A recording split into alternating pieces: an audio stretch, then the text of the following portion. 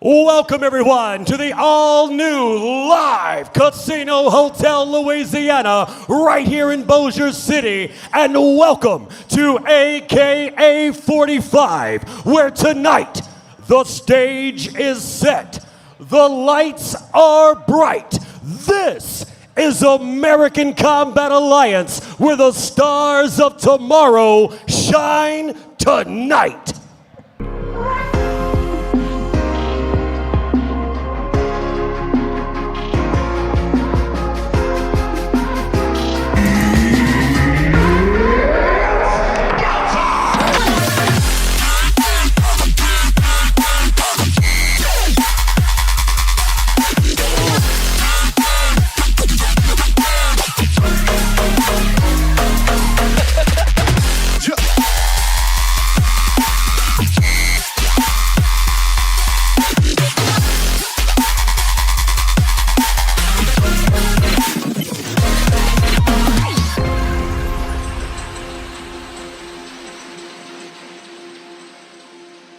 We welcome you to AKA 45 live from the new live casino in Shreveport, Bossier City. We are ready for an incredible card tonight. On the call, I'm Tyler, not so dangerous Moody, joined by the UFC's very own Matt Danger Schnell, Shreveport's favorite son. 12 fights on the card tonight, 3 title fights, and Matt, one of the fights that I'm looking the most forward to, Darian Hayes and Peyton Soyka going heads up for the 125 title in the amateur ranks. These guys finally get to settle the score between each other. Peyton Soyka been on a tear. Darian Hayes, the champion, the 125 champ, and he's just been a little injured here lately, not been able to be very active. But tonight they unify the belts, and we'll see what happens. I think it's going to be a banger. Yeah, both guys have been on a hot streak, but what we're really looking forward to, the main event of the night, Nico Commission and Lauren Thibodeau. Nico with a huge upset to claim the 155-pound gold. Tell us about that fight, Matt. Yeah, obviously both of these guys seasoned, have a lot of fights. Nico Commission with a 5-5 record, but we look to see tonight if he can continue this Cinderella-type story and get past Lauren Thibodeau. Lauren Thibodeau, a guy coming off a couple of wins, good grappler, good pace, good fighter, another banger. 12 fights, 3 title fights. It's all going down here at the live casino in Shreveport, Bossier City. Take it away, Dynamite. Ladies and gentlemen, tonight's events are sanctioned by the Louisiana Boxing and Wrestling Commission. Your chairman, Mr. Ronnie Rance. Your commissioner in charge of all the action here this evening will be Mr. Ricky L. Norris. And your event coordinator is Todd T-Bone Singletary. And now, live casino. The wait is over. Ladies and gentlemen, boys and girls, children of all ages, it's go time!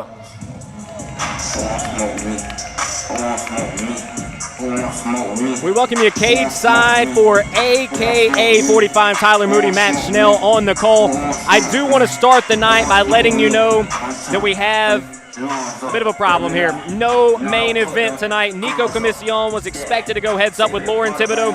Lauren unable to make the fight tonight. He is out with a sickness. So, Matt, a little bit of a change of schedule, but we do have a banger in store. We definitely do. We have a banger of a card in store. Starting out with 4 kickboxing fights for our preliminary fights, followed by 4 amateur MMA fights. We have 2 amateur title fights on the line for tonight. Still an action-packed card. These guys still going to come out here and bring it. You better believe it. Well, our first fight of the night is going to feature Isaiah Bang January, a kickboxer by nature representing the compound out of Shreveport, Louisiana. He's 5'11", 155, and he will be set to take on Ja'Cory Patterson. Isaiah January is a guy that we've seen here before in the AKA cards, Matt. Yeah, Isaiah seasoned in the AKA cage at this point. I think this is his 3rd, maybe his 4th time. Make that 5th time in the AKA cage. Done some kickboxing, done some MMA. Tonight he's going to do a little kickboxing, and look forward to seeing if he's made some improvements since the last time he's been out here. Well, he's coming off a draw in his last fight back at AKA 40 when he matched up with Stephen Campbell. A victory early on in the fight against Nick Tapia to pick up his second victory as an amateur. Isaiah January will be searching for win number 3 here tonight at AKA 45. Ladies and gentlemen, let's welcome his opponent to the cage. Put your hands together for Jacory Patterson. Next up is Jacory Strychnine Patterson, also a kickboxer by practice. He's representing the Louisiana Black Belt Academy. He checks in at 5'10", 155, and makes his way to Shreveport from Vivian, Louisiana, right around the corner. This is another young man with a lot of promise, Matt. Not quite as much experience under his belt, but Jacory Patterson ready to go here tonight. Yeah, both guys look good. Actually, Jacory Patterson been on this card for a minute since we started making it at the beginning. And another one of these Louisiana Black Belt Academy guys who, you know, there are certain standards that coach wants from him. He wants him to get a certain amount of kickboxing fights before he turns them loose in the MMA cage. I believe they also want him to have a blue belt in jiu-jitsu. Not sure where Jacory is on that level quite yet, but hopefully here in the future we get to see him in an MMA fight. So our first 5 fights tonight will be all kickboxing. Amateur kickboxing, 3 2-minute rounds. So our first 5 fights of the night, you'll see amateur kickboxing. Then we're going to follow it up with 4 amateur MMA fights. Then 2 professional fights now, as we do not have our main event. So we'll have a new main event in store for you here tonight. It'll be Cody Bradford and Zumar Archer going heads up for your new main event. But right now, it's about Isaiah January and Jacory Patterson ready to get us kicked off here at AKA 45.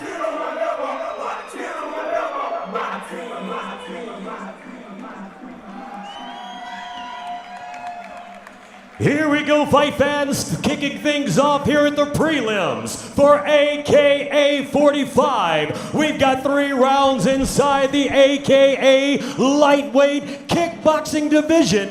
This fight being brought to you by our host, the all-new live Casino Hotel Louisiana. And now, introducing your first fighter. Fighting out of the Bayou Raps blue corner. This man is a kickboxer representing the compound. He stands 5 feet 11 inches tall, weighing in at 155 pounds. Fighting out of Shreveport, Louisiana, here is Isaiah Bang January. And now, introducing his opponent, fighting out of the EMD red corner. This man is a kickboxer representing the Louisiana Black Belt Academy. He stands 5 feet 10 inches tall, weighing in at 155 pounds. Fighting out of Vivian, Louisiana, here is Jacory Strychnine Patterson. Your referee in charge of the action when the cage door closes, the big guy, Mr. Chris Hill. So Chris Hill with his first assignment of the night for fight number 1. Jacory Patterson and Isaiah January ready to get things going here with a bang. Kickboxing rule set, 3 2-minute rounds. You know those 2-minute rounds go quick. Outside low kick to get it started, doubling it up from Jacory Patterson. And nice kicks to open the fight up for Jacory Patterson. Light on his front foot. Good right hand from Isaiah January. Nice elusive movement from Patterson. Kind of step pivot there, found his angle. He stayed out of the way of that big left hand from January. Another good low kick from Patterson. Big left hook finds the chin of Jacory Patterson. That's a real weapon for Isaiah January, that left hand. Looping right hand also lands. We'll be breaking the clinch up pretty much immediately here in these amateur kickboxing fights. Jacory looks like he needs a little more range and distance. He's just letting Isaiah January just get a little too close, swiping with those looping punches. Patterson with those high hands. Ooh, eats a left right up the middle. Good jab from January. Sharp jab. January relying solely on the hands for the most part. Not a bad tie up there. Yeah, Patterson's really the only one that showed off the kicks yet. He needs to get back to it a little bit. Take the center of the cage, work behind his jab, and find that low kick. There it is, right on cue. These are good, strong shots from Isaiah January. Nice, sharp pair of hands. Well, that's one thing we've seen from him in the past. He definitely has some power in those hands. Trying to showcase it here in the early going of AKA 45. Final 10 seconds of round number 1. Low kick.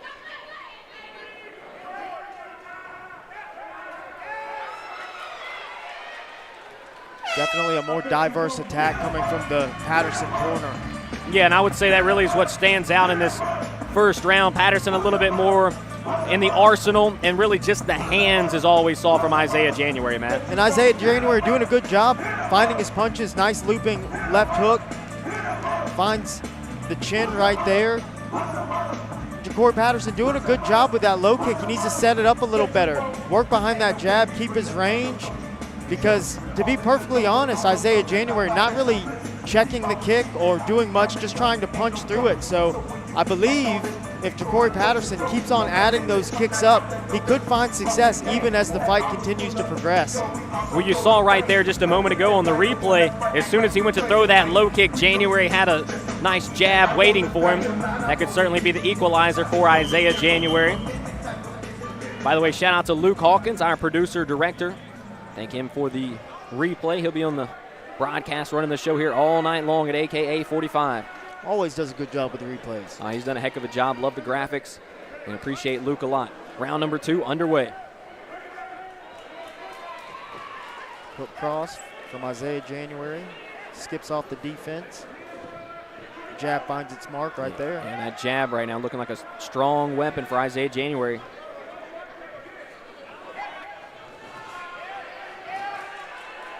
Nice little knee up the middle. Not sure if you can knee in the clinch. Not supposed to technically, but we're going to let it slide this time. Patterson stalking January, eats a big right hand over the top. Patterson just trying to get his kicks off while he's standing right in front of January. Not really angling himself in the right way, finding that kick, kicking through him. Because of that, January's just able to extend his jab and his cross. Approaching the halfway point of round number 2. Finds the inside leg kick. Yeah, first time we've really seen him attack the inside of the leg with that calf kick. Ooh, nice left hand from January. More kicks there from Jacory Patterson.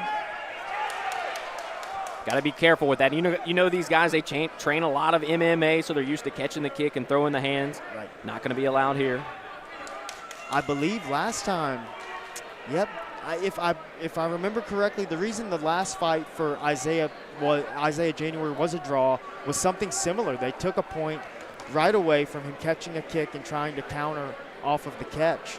And I thought it was an early point deduction that time. I kind of think it's an early point deduction this time, too. Let the boys fight a little bit. Again, almost a second. See, again. And it's just second nature. You can tell as soon as he threw that punch, he was beating himself up about it. Chris Hill going to have a conversation with him. He's already had 1 point taken. Ideally, you would have given the warning the first time. You would be deducting the point now. And that's kind of why the warning's in place, because now what do? Do you take another point? Doesn't look like that's going to be the case. But there has been a point deducted for the first infraction.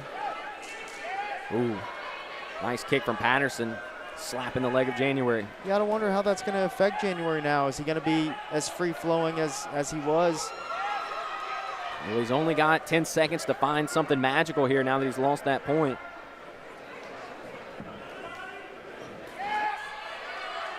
This has been a better round from Patterson, too, finding the kicks, finding the target, definitely cutting at that low kick, as we discussed.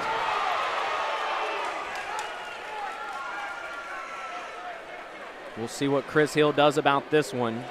Looks like January may have taken a knee to the groin on the way down. Kind of a self-induced injury right there.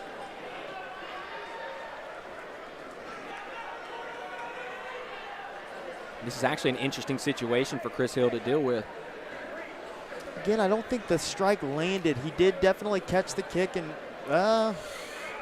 it's close. It was more of a push than like a real strike. But again, back my statement. I do think the strike landed. Yeah, it's against the rules.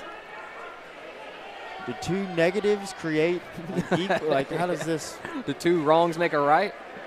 I don't think so in this case, but it did lead to a right hand from Isaiah January. Chris Hill with a stern warning that time. I think right now it's just kind of ingrained in Isaiah January. It's going to be tough to turn off. The only kick that's been checked was checked right there as the round expired. That really has been the difference maker to this point.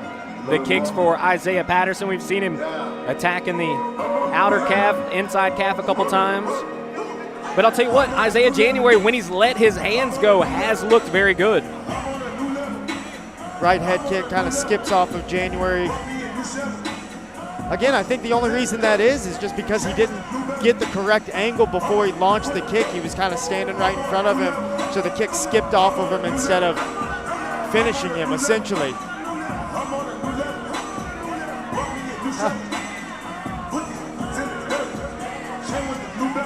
As far as I know, there was only 1 point deducted in that round. You could have made the case there should have been a second point deducted. There has only been 1 point deducted, though. And we move forward to round number 3.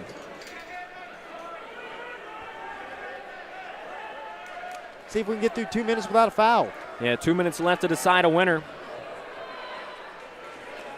You would think January probably has some work to do now. Nice teep up the middle from Patterson. As the fight has gone on, it's gotten better. He can't knee. Yeah, I mean, interesting, right? Very interesting. You can't clinch a knee if you can't catch a kick and punch. So I think agree. Ja'Cory Patterson kind of gets away with one there. This kickboxing thing is new, but we got to get these rule sets in order. Oh, January was about to do it once again. He was able to stop himself that time. That's honestly, that's the only thing he can go to, because he's not checking the kick. He's not standing in a position where he can absorb that kick and strike back. So he's trying to catch it. And, you know, this is, I believe we've talked about this in the past a little bit with January. He needs to get back and listen to the commentary a little bit, but he's beat by alignment. He's standing in a boxing stance as he's fighting a kickboxing fight, and that is why that leg is black and blue. Yeah, that leg's getting chewed up. Patterson sees the damage on the leg, and he's starting to add on to it. This is a great performance by Ja'Cory Patterson, just sticking to the low kicks, believing in them, money in the bank, one after the other. Yeah, he's certainly put the kick in kickboxing. He's landed a ton of them here through the first 3 rounds.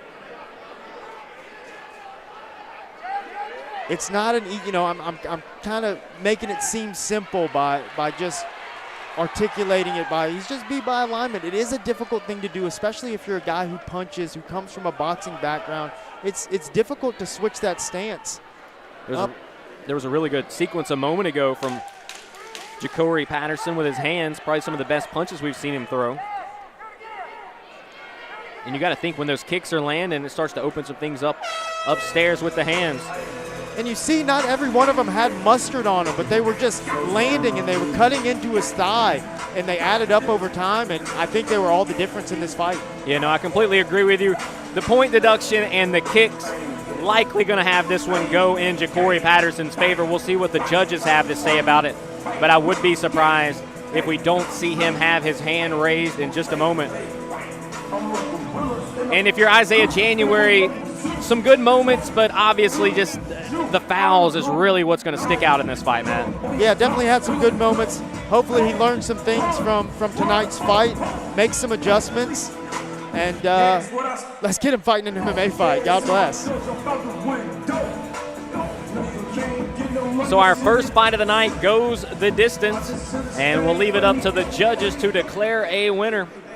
Dynamite is collecting the cards, and he'll have that for us in just a moment. Again, we want to say a big thank you to Live Casino and Hotel in Shreveport, Bossier, Louisiana. Beautiful new casino here in Shreveport, and we couldn't be more thrilled to have it. As somebody that's a frequent casino goer, I gotta say, it's the nicest in town. It is absolutely beautiful in Ladies here. and gentlemen, after 3 rounds of fantastic kickboxing action, we are going to the judges' scorecard. Ladies and gentlemen, judge number 1 scores this bout 28-28, a draw. Judge number 2 scores this bout 29-27 for Patterson. And judge number 3 scores this bout 29-27 in favor of your winner by majority decision. Fighting out of the red corner, Ja'Cory Strickland Patterson. So ultimately, Patterson has his hand raised. He takes it 29-27 on 2 cards, and then 28-28 on the 3rd card. But ultimately, Matt, Ja'Cory Patterson has his hand raised. The right decision. Yeah, I think the right decision was had. The 2 judges had it right. The 1 judge, where is that guy? Good golly. So we are off to an interesting start here at AKA 45, I would say. But look, we've got some incredible fights coming up tonight. You do not want to miss Darian Hayes and Peyton Soyka. And right before that, Willie Sims, Nicholas Moses. They're fighting for glory at 185 pounds in the amateur ranks. Incredible fights. You do not want to miss them. Here we go, fight fans. Moving right along with your next bout of the evening. This fight goes down inside the AKA Kickboxing middleweight division. And now, let's welcome your first fighter to the cage. Put your hands together for Lyle Landry. Ready now for Lyle Landry, 5'11", 186 pounds. He has a 70-inch reach. He is a kickboxer representing the compound out of Shreveport, Louisiana. He'll be representing Bossier City, Louisiana. In fact, we got a couple of Bossier boys ready to go toe-to-toe. And I'll tell you what, Matt, being from the area, we know those Bossier boys, they like to fight, don't they? They absolutely do. They usually bring it to 2 guys from Bossier City. It's good to have some Shreveport Bossier guys on the show. We've had so many cards here. This is obviously our home. And I just feel like it's a testament to Louisiana Black Belt Academy, to the compound. Obviously, these guys, neither of them are a spring chicken, but they're still out here putting it together, coming out here and competing in their hometown. And that's what we need. We need guys to step up and compete. Well, the beautiful thing about this sport is you can make your debut at any time, whenever you're ready, and now is the time for Lyle Landry, ready to make his debut as a kickboxer here tonight at AKA 45 for this middleweight matchup against Robert Short. Landry going through the commission check down spot. There's Bam Bam Majub.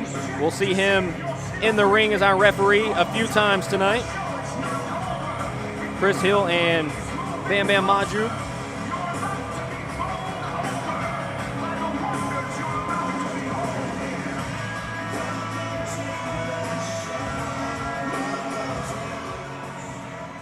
And now, ladies and gentlemen, put your hands together for his opponent. Please welcome to the cage, Robert Short.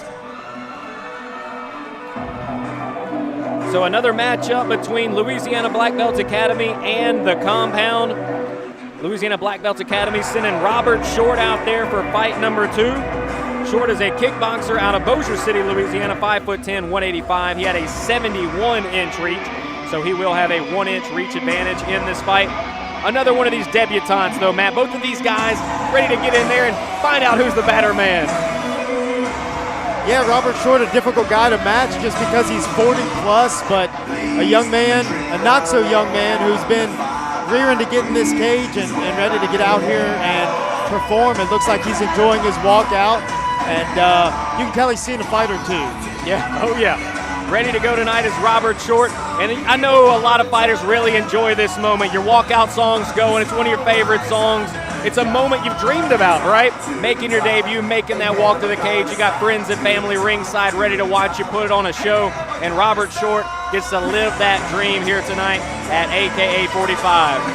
Yeah, there's something very primal about the walkout. I mean, you're walking into a fist fight. You know what you're about to get yourself into. So you love to see the guys sit around, kind of take in the moment a little bit. Hopefully he performs tonight. Well, look, it is your moment, right? It's all eyes on you for that brief walk to the cage. Everybody gets to hear your music, and it kind of encapsulates who you are as a person. And tonight, Robert Short will be ready to put on a show for the fans. The choice of walkout song is always such an interesting thing, too, because you'll meet people who never intend to get into a fist fight, but they'll tell you what their walkout song would be. Right. I'm one of those people, man. I've imagined it before walking to the cage. What's the walkout song? I think anyone that watches the fights always has that thought. Here we go, fight fans. Fight number 2 here on the AKA 45 prelims. This is a middleweight kickboxing bout being brought to you by our good friends at J&K Trading Cards and Collectibles in Minden, Louisiana. And now, introducing your first fighter. Fighting out of the Bayou Raps blue corner. This man is a kickboxer representing the compound. He stands 6 feet even, weighing in at 185 pounds. Fighting out of Bossier City, Louisiana.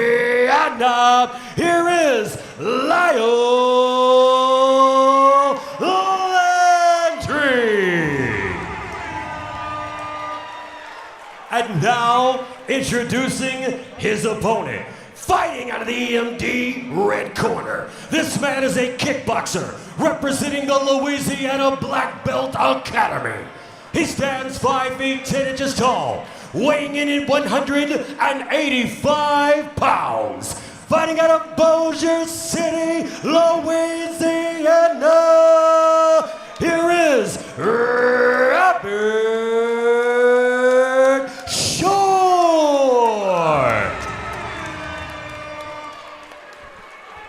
Lyle Landry, Robert Short, a couple of debutantes about to go toe-to-toe in fight number 2. Chris Hill on the call here once again. What if these guys just come out and start murdering each other? I got a feeling they're going to come out throwing some haymakers, Matt. I think we're going to see some bombs from these two fellas. This will be our first look at both of these fighters. Robert Short starts the fight with a low kick. You can tell the Louisiana Black Belt Academy, they've been low kicking here of late. A little clinch fighting here. You're not supposed to do that, boys. Breaking the clinch up quickly, right back into the action. You can tell Lyle Landry, he's trying to get in your face. He's trying to take that space, but lands a nice low kick of his own. No doubt he is right in the face of Robert Short, letting it fly. Short with some good defense, though, and then he eats a 1-2, a crisp one from Landry. Nice and sharp from Landry. Landry's got a good pair of hands on him as well. I think, this is just the tale of two gyms once again. Good jab cross from Robert Short. Best moment of the fight. Inside low kick. Both fighters with a nice 1-2 of their own. Trading licks back and forth here in the early stages of round 1. There's a good shot from Landry. Chris Hill going to break that up. A little dirty boxing in there. A little jab. Maybe one of those got through after the break. Who knows? All good. Good game, boys. Chris Hill has his hands full here tonight, apparently. Another low kick, and Robert Short has to do something about it. Lifts the leg that time. One of the best kicks thrown so far in this fight from Lyle Landry. Nice low kick there from Robert Short. Nice prodding stance here from Robert. Little gamesmanship. Let's go. I love it. Oh, no. My dog. I don't know about that one, though. I wouldn't. Got to be careful. Oh, he's just eating them, Matt. Give me a free shot, baby. It's going to be a right hand, not a jab. Cross finds the target. Another jab from Lyle Landry. Another good jab. Now he starts to string them together.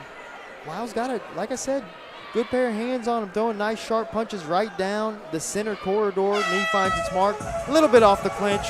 What are we even doing out there? All good. I know for a lot of these guys, you know, it's their first amateur kickboxing fight. A lot of them have the MMA background. They're used to fighting in the clinch. Of course. You do have to try and turn it off, though, because these are the rules. You want to adhere to them. We already saw what happened in the first fight with January getting a point deducted. So both of these fighters need to be careful. But really some pretty good action here. It is really good action, and I love fights like this with both of the guys are, you know, don't look like they're really threats, but I promise you run into either of these gentlemen, they can both fight and just unassuming, and those are my favorite types. Well, my favorite moment was definitely Short just standing there eating 3 punches, hands at his side, showing he's not afraid of Lyle Landry. Landry certainly made him feel it, though. But really some good moments. I would say the best moments, though, were the punches thrown by Lyle Landry in that first round. Agreed, and yeah, don't give up, you know. I'm Lyle Landry, like my dog. You're going to give me free ones? I'll take them. How do the judges see that moment, I wonder? That's a good question, right? Well, we've already one fight, and there's been a questionable judging scorecard. So Robert Short starting with some spunk in round 2. And wants to get in the action. I will give the commission some credit. Around here, they do a pretty good job. It's rare for us to have bad cards. They tend to do a pretty good job. I'm going to stay quiet.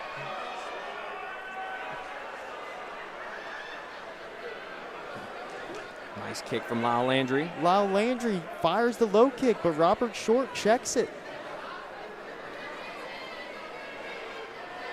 Robert's tough.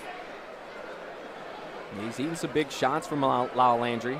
Try to throw that kick up the middle. And just, you know, as he's walking out, he's giving those somber stares to the crowd, and you always question when guys do that. Like, is he trying to convince himself? But this man is who he acts like he is. Low kick finds its target from Lyle Landry. Good shot to the body during that exchange from Short.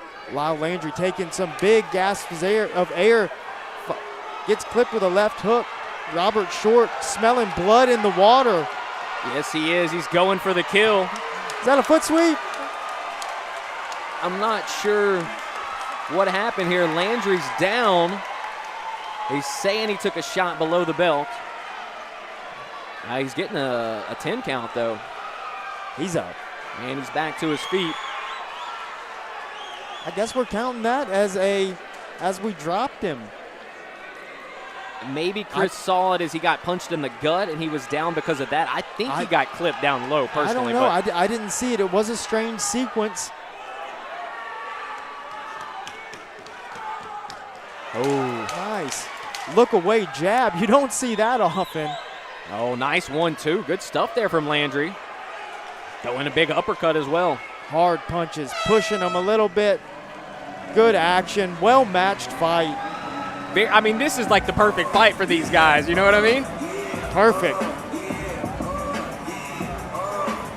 So 2 rounds in the book, a 3rd round looming in what has been a fairly even fight to this point. Yeah, Very even. Yeah, I'd say that landed a little bit low there. I thought it was a punch. It was a punch. I think he clipped him low. In my personal opinion, it was close, but I think he got him down low. Right here, Lyle swinging to kill, but just swinging a little wild. Sometimes when guys really try to step on these punches, they just loop a little too much. We want to keep them short and choppy when we're on that inside. There's a good sequence right there. His feet are underneath him, and he's letting it fly, and it looks really good when he's got his feet set. Looks like he's hitting a bag. Jab cross, nice and sharp. Need more of that. Got to fix his body language a little bit because you got to believe Robert Short felt a little change in the momentum there, and he tried to seize it. Could very possibly be 1-1 going into this 3rd round. Oh. A little bit of a glove tap inside low kick for his troubles. Lyle Landry didn't like it very much, trying to put pressure. Nice 3-punch sequence lands there for Landry. We'll see who has more left in the gas tank for these final 90 seconds. I think that's going to be a huge factor with these guys. Lyle getting back to the boxing, having success. Just the weight of the punch kind of creating angles for Lyle. Oh, nice left hand from Short. Another. Jousting with their jabs. Look at the face of Robert Short. He's here for battle. Robert Short digging deep. Not short of heart, that's for sure. Hey. 1 minute left. Both guys look a little tired. They're certainly gassed. They've given a lot out there. It's been a high-paced fight, to be honest. It really has. Good action from the young fellas. Wild right hand finds the chin of Robert Short. Short just kind of tucking the shoulder and ducking the head a little bit there. Got to be careful with that. Final 30 seconds. Now they're jousting with kicks. Throwing the pump fake with the kick.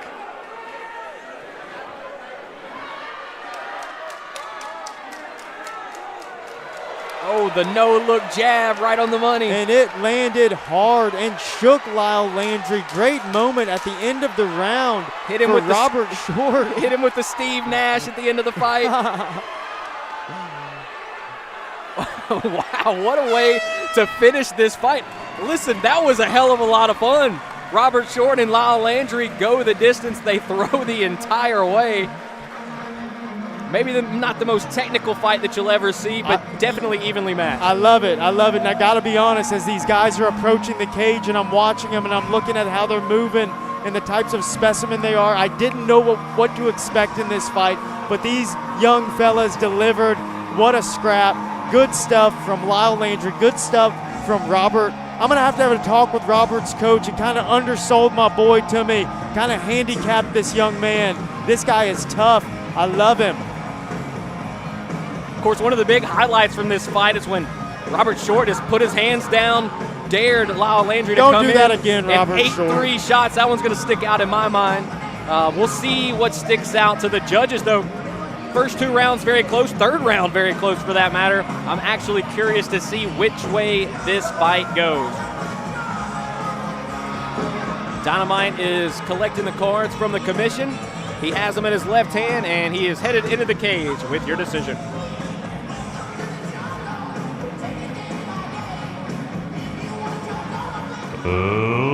Ladies and gentlemen, after 3 rounds of fast and furious kickboxing action, we are going back to the judges' scorecard. Judge number 1 has scored this bout 28-28, a draw. Your second judge scores this bout 29-27 in favor of Short. Your third and final judge has scored this bout 29-27 in favor of your winner by majority decision. Fighting out of the red corner, Robert Short. So there you have it. Robert Short, in his debut against Lyle Landry, picks up the win. What a moment here for Robert Short. Now you can see our lovely AKA ring girls. They're going to present each amateur fighter tonight with a medal, and they're also going to receive a Mammoth tumbler from our fantastic sponsor, Mammoth Coolers. Well, I didn't know that Robert Short could get any cooler, but now he's got the Mammoth cooler, so he is the coolest man in the room. Robert Short with some cool moments there, and ultimately he comes out with the victory over Lyle Landry in fight number 2. That was an exciting fight, man. That was very exciting. Very, very exciting. What a fight. So we're ready to continue in the amateur kickboxing ranks.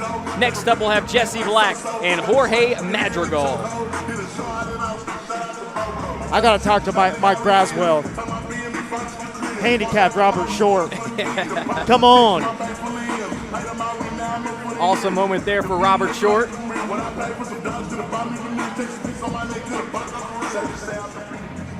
Here go, fight fans. Moving right along with your next bout of the evening, fight 3 at the AKA 45 prelims. At this time, please welcome your first fighter to the cage. Put your hands together for Jorge Madrigal. Not to be confused with Jorge Masvidal. Jorge Madrigal ready to go here tonight. Checking in at 5'10", 170 pounds. He's both a kickboxer and a Muay Thai practitioner. He'll be representing CJJF and makes his way to Shreveport, Louisiana from Prosper, Texas. Here comes Jorge Madrigal.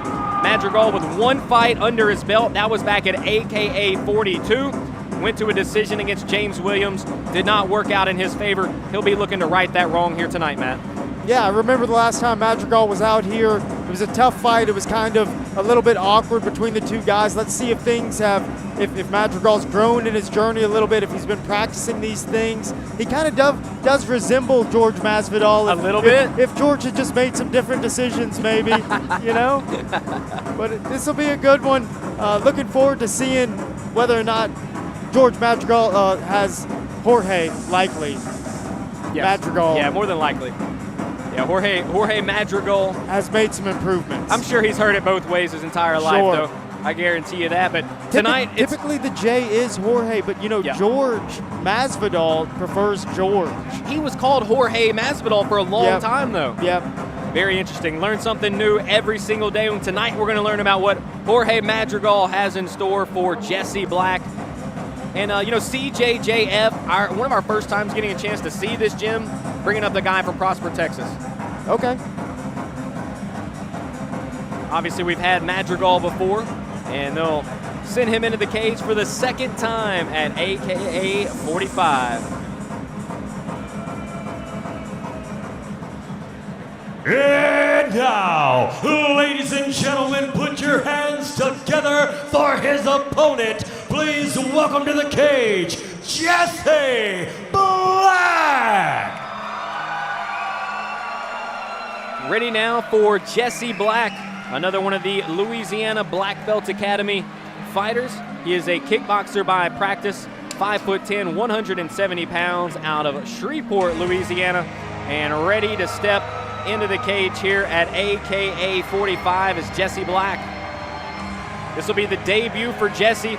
And, you know, you talked about it earlier, Louisiana Black Belt Academy, they always have their guys prepared, especially for these kickboxing matchups. Yeah, and I think you've seen a tendency from them. They're certainly working on the entire spectrum that is kickboxing, that is knees, kicks, everything in between. So if you're going to come in here with a one-sided skill set, one-dimensional, just try to box with these guys, it's going to be a difficult matchup because we've seen them be able to make the adjustment, land those low kicks, them add up over time, and ultimately win them the fight.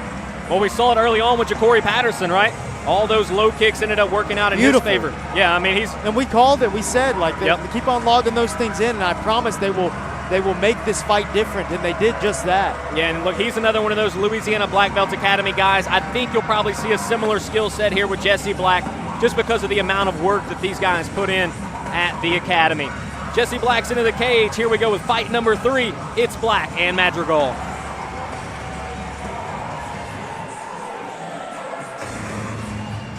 Here we go, fight fans. 3 rounds of kickboxing action inside the AKA welterweight division. This fight being brought to you by Mammoth Coolers. And now, introducing your first fighter. Fighting out of the Bayou Raps blue corner. This man is a Muay Thai kickboxer representing the CJJF. He stands 5 feet 10 inches tall, weighing in at 170 pounds. Fighting out of Prosper, Texas. Here is Jorge Madrigal. And now, introducing his opponent. Fighting out of the EMD red corner. This man is a kickboxer representing the Louisiana Black Belt Academy. He stands 5 feet 10 inches tall, weighing in at 170 pounds. fighting out of Shreveport, Louisiana. Here is Jesse Black.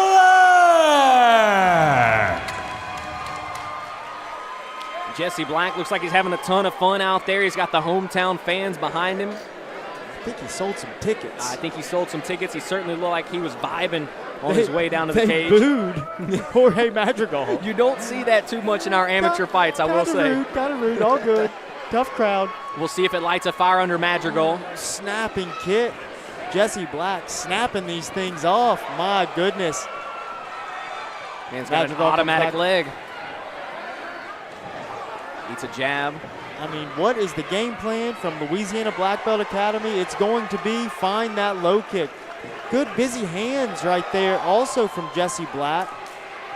Madrigal ready to fire right back, though. Madrigal's tough. He's here for it. He skipped a couple of jabs right off the forehead of Jesse Black. Jesse talented, though, very snappy and blocks the punches, comes back, rips the body, answers with a kick. Beautiful stuff. Again, good job working the levels. Jesse Black has some talent, but Jorge Madrigal, tough. That left hook was getting real close to finding its mark from Jesse Black. Hard punches there from Madrigal. Exclamation point with the low kick. Yep, solid sequence there for Madrigal. Another left hand from Jorge. This is a great fight, and going back to what I was talking about in the beginning with Madrigal and whether or not he was going to make adjustments, he certainly did make adjustments. He looks great tonight. Yeah, he much does better look than good. the last time we saw him. He's stringing everything together, too. He's starting to push Jesse Black back. Jorge Madrigal pushing that cross to the body of Jesse Black. Jesse Black answering back. Good punches here from Madrigal. Really good sequence once again from Madrigal. Started out with that inside calf kick and strung it on from there. Jesse Black looks like he now realizes he is in a fight. Low kick, hard low kick from Madrigal, and it looks like he's a little cracked here. Yeah, something was going on with his leg, too. He did a weird skip at that moment. Well, because they're trading low kicks like they're free. He definitely was stumbling for a moment. We'll have to pay attention to that leg, but what a first round between Madrigal and Black. Certainly not short on action between these two. Madrigal doing a good job of landing kicks of his own and kind of at least somewhat checking some of Jesse Black's kicks. Early on, Jesse had a little more juice. You could see that he was maybe the more twitchy of the two guys. No doubt. But I got to say, it felt like Jorge Madrigal reeled him in there a little bit and had some success with his own low kicks. Yeah, Madrigal did a really good job of putting combinations together and including kicks on him as well. High kick right there came close, but again, just not quite on the right angle to take that kick. And you want to almost like hit him in the back of the head with it. You want that angle so that you can turn that hip completely over. Good work here from Madrigal. Ends it with that exclamation point, that low kick, and then checks the one that comes back. That's been all the difference. Jesse has had success, but Jorge a little bit more.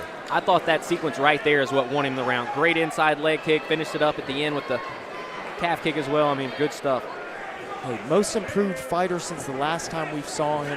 I mean, I just got to give a shout out to Jorge. He Good looks stuff. great. Hard inside low kick. Black fires back his own kicks. And again, Jesse doing a good job. He has a beautiful kick, but he's very offensively minded with it. He's good at turning those kicks over. He hasn't been great at defending the kicks tonight.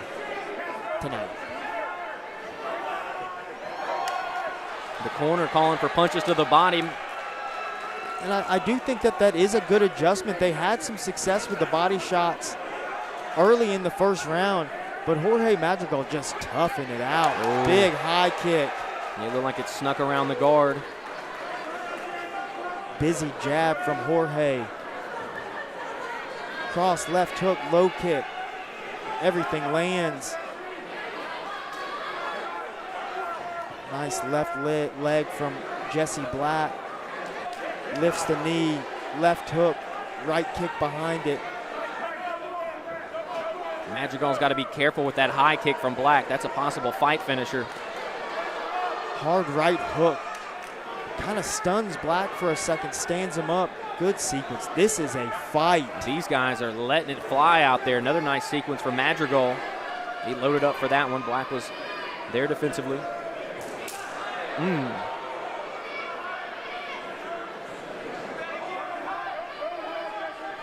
Looks like the inside low kicks are affecting Jesse. Hook kick, where did that come from? Pulled that one out of the tackle box, and now he's going to eat one down low. I'd have to see it again. I feel like my eyes are a little behind what they used to be, but I'm just not sure. I'll have to see a replay. I'm sure Luke can hook us up with a replay back there. Here's another look at it. His body was kind of blocking it a little bit for us to be able to tell exactly where it landed. I'm not going to, not shame. I mean, I won't hit him with that just yet. I didn't get a clear view, but I don't know. They pick up right where they left off. Right back into the fire. What a way to finish up round number 2. Both guys just letting it all hang out. What a fight. Yeah, this is great. Very action-packed through the first 2 rounds between Madrigal and Black. Jorge has just felt maybe like a step ahead on a lot of things, though, Matt. And I would dare say that Jesse's maybe the cleaner practitioner. He's got a smooth style to him, good hand position, but Jorge is just mean and kind of grimy and gritty, and maybe not doing it the prettiest way, but it is effective, and I do believe that he's up 2 rounds right now. Look at the welt, though, on the side of Madrigal where he ate that body kick earlier. Oh, yeah. That may be something for Jesse Black to go back to. Absolutely, and Jesse Black, again, a talented martial artist. There we see the beautiful hook kick land, and Jorge, like it didn't, baby. Yeah, it's going to take something real serious to put Madrigal down, I would think. He looks tough as nails out there. 2 minutes left to decide a winner.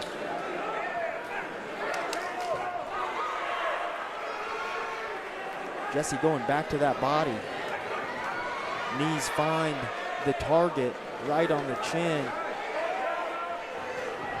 Black digs that left hand of the body a couple of times. He sure does, but he kind of reaches down there for it instead of kind of bending at the hip, at the waist a little bit and changing his trajectory. And because of that, as he throws that body shot, he's kind of open for that jab or that cross to come straight down the hallway.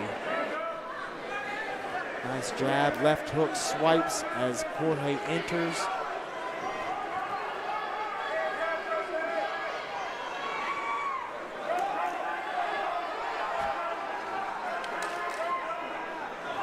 Pace slowing down just a little bit here. As you would think it would, these guys are banging. Final 60 seconds. Beautiful low kick from Jorge. Jesse finally checks 1, checks 2, checks 3. Needed a little more of that early on. He would be less compromised right now. But ultimately, great display of martial arts by both guys. This is one hell of a kickboxing matchup. Nice left hand a moment ago from Black. Last 30 seconds. Let's see if they leave it out there. Some deep breaths from Madrigal. Kick to the body from Black. Nice. Left hand follows it up with another.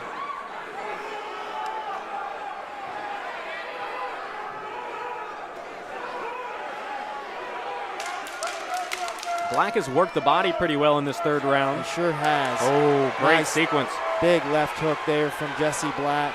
Will it be enough? Nice left hook again. Beautiful fight. What a banger. We're only 3 fights in, but I got to give that one the nod for potential fight of the night thus far. Beautiful stuff.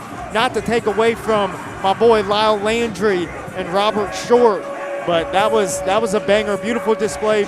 Wonderful martial arts. That's exactly the type of fights we're trying to put together here at AKA. Yeah, I would say this is probably the leader in the clubhouse right now as far as fight of the night is concerned. We're going to find out who the judges think won this one. Felt like Madrigal may have had the better moments altogether, but we'll see how the judges saw it.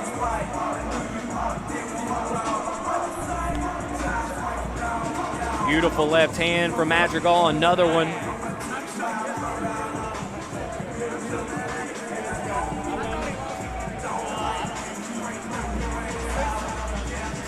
Dynamite has the cards, and here comes your decision.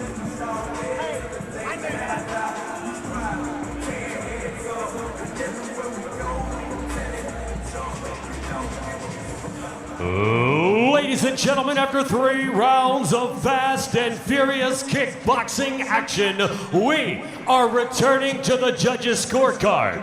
Ladies and gentlemen, all 3 judges have seen this bout the same way, therefore declaring your winner by unanimous decision!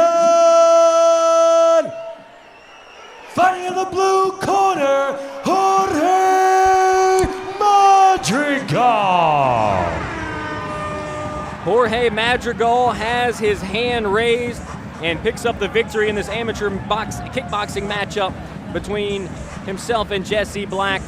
1 win in the win column for Madrigal, and it just seemed like he was a step ahead the entire time. I think he did a better job of stringing things together as well. He did a really good job of that, Matt. Agreed, and kept a good pace and had a good poker face. You know, you never could tell whether he was hurt or not.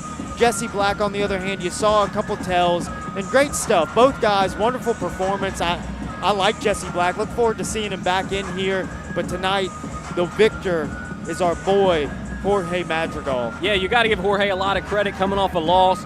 I thought he took a big step forward, looked more complete in there in this kickboxing matchup, and ultimately he comes away with the win here tonight in fight number 3. Time now to move our sights to Gus Sally and Matthew Hickman.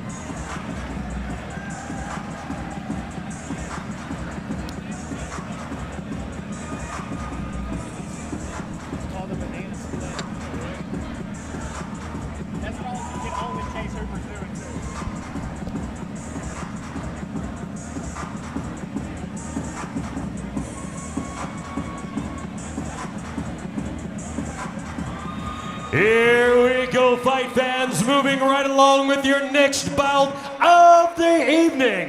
This will be our final bout on the preliminary portion of the AKA 45 card. At this time, please welcome your first fighter to the cage. Put your hands together for Matthew Hickman. Matthew the Hitman Hickman, a kickboxer representing Killer Bees of Ardmore, 5'8", 125 pounds, out of Ardmore, Oklahoma, making his way down here to Shreveport, Louisiana to tie up with Gus the Bus Sally. Hickman's going to be looking for his first win inside the cage here in this matchup. Yeah, Matthew Hickman, a bit of a late replacement. I think we replaced him about 3 weeks ago, but a game kid, a young man that's going to come in here and throw him around. I've run into him a couple of times in the lobby, and he's beaming with confidence. I can promise you he's here to win. He thinks he's going to go out there and get the job done against who we know to be a very tough Gus Sally. I think it's a tall task for the young man, but if his demeanor is any indication, we're in for a good one.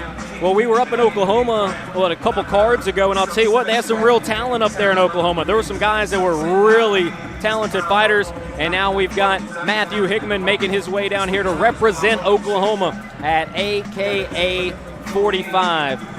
He has passed the commission check down spot. He's up the steps and into the cage for your 4th fight of the night here at AKA 45.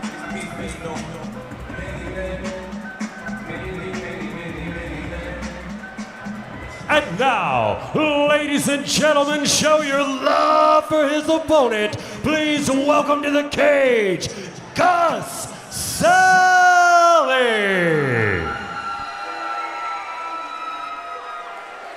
Gus the Bus Sally, appropriately named, a kickboxer representing the Louisiana Black Belt Academy.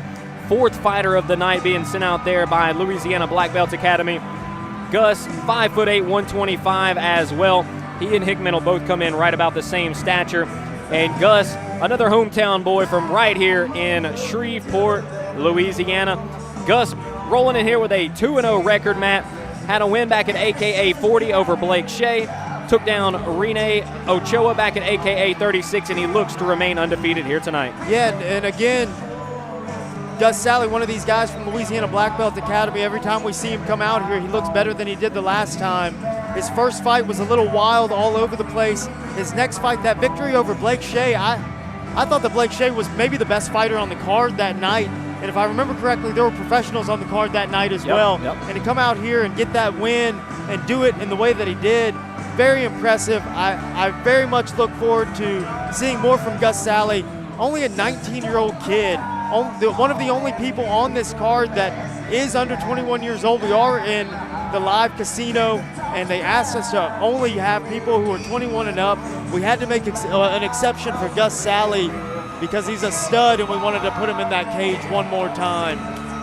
Well, that's when you know you really got some talent, when they're making exceptions for you.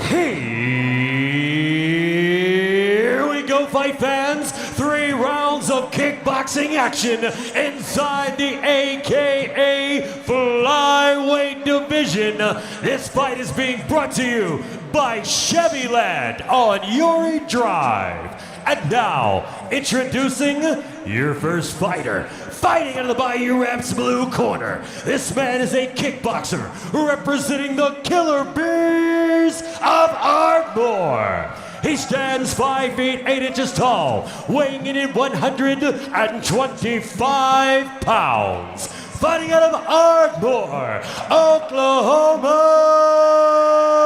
here is Matthew the Hitman Hickman. And now, introducing his opponent. Fighting out of the EMD red corner. This man is a kickboxer representing the Louisiana Black Belt Academy. He stands 5 feet 8 inches tall, weighing in at 125 pounds. Fighting out of Shreveport, Louisiana,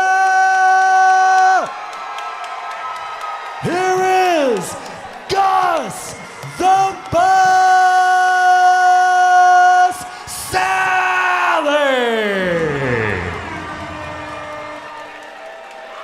Huge pop from the fans for Gus the Bus. Always. Yeah, you can tell the Louisiana Black Belt Academy did their job in selling some tickets here tonight for AKA 45. And of course, they've been showcased so far here. Their 4th fighter in 4 fights. And we're underway with that 4th fight. Keeping up with the Louisiana Black Belt Academy strategy, comes out from the southpaw stance and starts with an outside low kick. Always expect to see some dynamic strikes from Gus Sally. Oh. Big right hand floors Gus Sally. Holy cow, Matthew Hickman drops a bomb. You were just talking about dynamic strikes. There's one from the hitman, Matthew Hickman.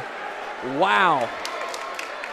That was a heater if I've ever seen one. Trying to find these right hands now. Just throwing bombs out there. And Another Gus, one of those rights connected to Matt. Man.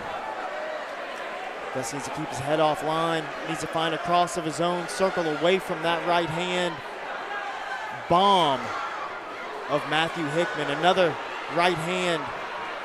Again, I believe Gus is on skates right now. Matthew Hickman smells blood in the water. Yeah, he's looking for the finish with that right hand. Very obvious that he has some serious power in it. This can sometimes be the risk in being a guy who's more a kicker than a puncher. Nice inside kick there. Beautiful stuff. Let's see if Gus can shake off the cobwebs a little bit. 30 seconds remaining in round number 1. Let's see if Sally can survive this first round and get back to the stool. Everything that Hickman throws is with emphasis. He's looking for the finish out there. And Hickman just punching through Gus's kicks with impunity, having no respect for him. Gus needs to get his defense up here. You have to have the humility to know when you've been clipped and hit. Get your hands up and try to circle it off. Gus just trying to march through the fire, and it's been a mistake thus far. Well, I don't know how much longer he's going to be able to walk through that fire without getting burned, because Matthew Hickman has got some serious hands. That was a big right hand he dropped on Gus, just looping right hand, I believe, as Gus was trying to kick. Yep. And that's the risk in being a kicker. When you kick, you're on one leg as you let it go. Another big right hand after the standing 8 count. You know, it's kind of the same approach over and over from Hickman. But if there's no answer for it, keep going back to the well. Exactly. And honestly, I just think it's just that. It's a hole in the game of Zach Sally or Gus Sally. He's just having a hard time tracking those looping right hands, left hooks, and they're finding the target, snapping the head back of Gus just like that. Hard to watch him. Those are hard punches. You got to be a little better defensively right there too. Exactly. Kind of just chin straight up, just leaning back. That's always a recipe for potential disaster.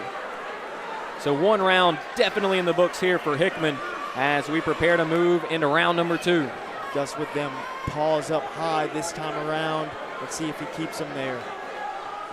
Sally got ambushed in the first 5 seconds of round number 1.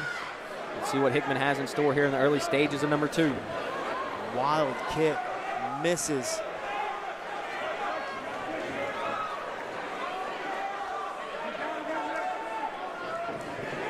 Hard low kicks. Again, not too much technique behind these, but there is some mustard. He's just one of those guys that kind of finds his way, Oh, Sally just misses with that left high kick. Matthew Hickman got to be careful as he separates, not to keep those hands too low, because Gus Sally will snap a kickoff on you.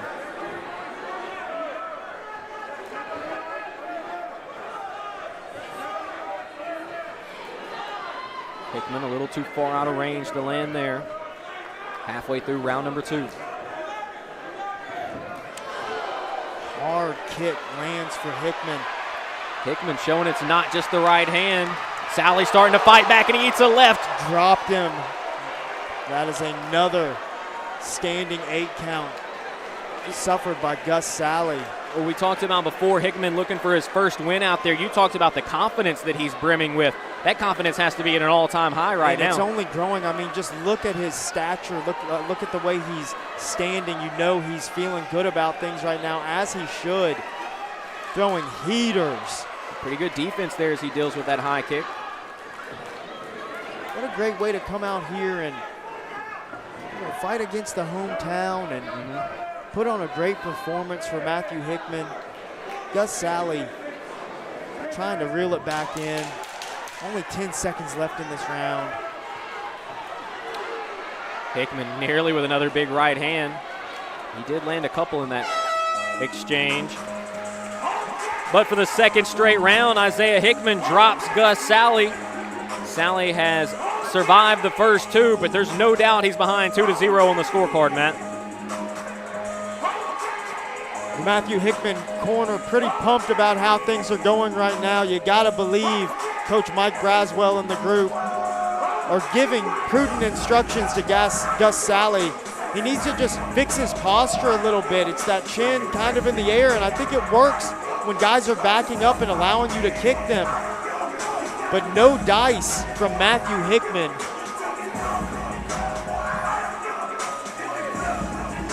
And Hickman showed in that round it's not just the punches. Had a couple of good kicks as well. We'll see what we have in store for our final 2 minutes. It's been a very action-packed first 2 rounds, mainly dictated by Matthew Hickman.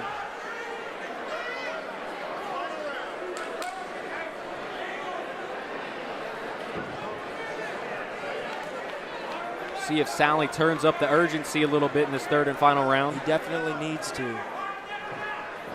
He's got to get this stuff started with punches first. I mean, it's kind of one of the things. He's a beautiful kicker. It's good stuff. Ooh. Again, the punches just ringing Gus up. Gus swinging wildly, finding nothing. Hickman's been the one finding his mark. I think that's Hickman's game. He really needs to be careful with just swinging away at him. Waves the right hand and then scores it. You don't often see that happen. It's working out for Matthew Hickman. Everything going Hickman's way. What a performance by Matthew Hickman. You got to think, 4 fights into his career, hadn't won one yet. Which I don't understand how he hasn't been getting wins. This young man looks really talented. Swinging him. Sally trying to mount some offense. Hickman out of the way once again.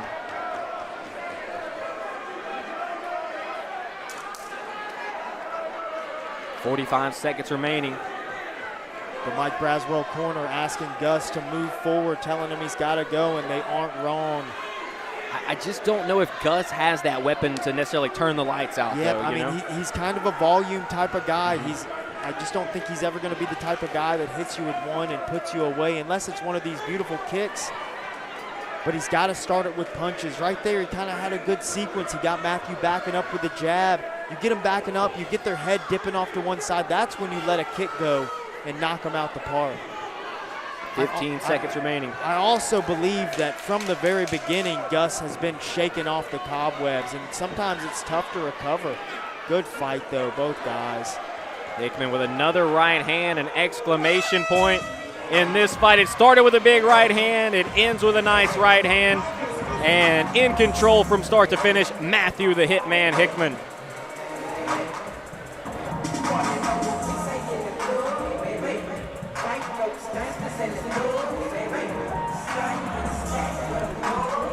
We'll be set to move to intermission here in just a moment, but we'll have the decision coming up from Dynamite David Hardy in just a moment. Some highlights of this third round. Again, Hickman just able to find the mark over and over. Every time they got into those wild exchanges, it was Hickman who was landing the bigger shots. And then some dance moves at the end. Rightfully so. I mean, reason to celebrate, no doubt about it. Beautiful performance by Matthew Hickman. Gus Sally, the heart was there, the effort was there. Sometimes it's just not our night. Tough fight. And I think you're right, though. That first shot, it really changed the fight. You know, you come out there, you have a game plan, but everybody's got a game plan until they get hit in the face, and I do think that changed things out there tonight for Gus Sally. Here's Dynamite with your decision. Ladies and gentlemen, after 3 rounds of one hell of a fight, we are going to the judges' scorecard. All 3 judges have seen this bout the same way, therefore declaring your winner by unanimous decision. Fighting in the blue corner, Matthew the Hitman Hickman. So Matthew Hickman puts the first W in the win column here tonight over Gus Sally. That's going to do it for our prelims. We'll have an intermission here at Live Casino. When we come back, Stephen Campbell and Zach Golden get us rolling once again at fight number 5.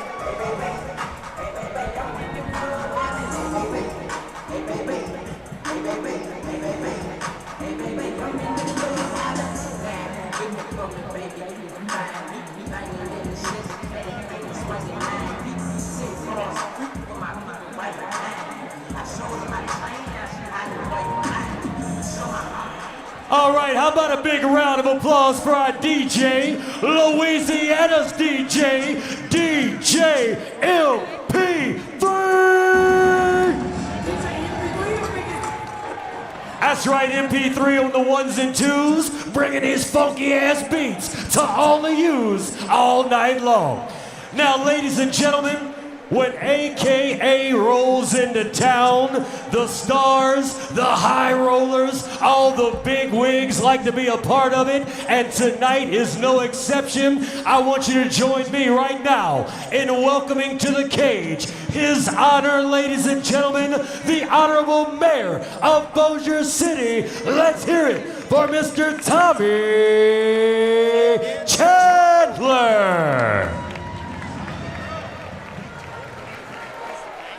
And right behind the mayor, Mr. Tommy Chandler, ladies and gentlemen, I want to introduce you to the owner, CEO, and president of AKA, the one and only, Miss Amber Bishop.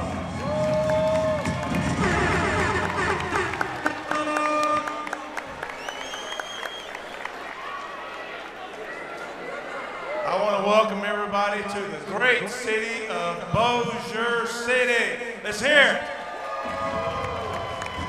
We are so glad that these fights are in Bossier City and everybody can have a great time.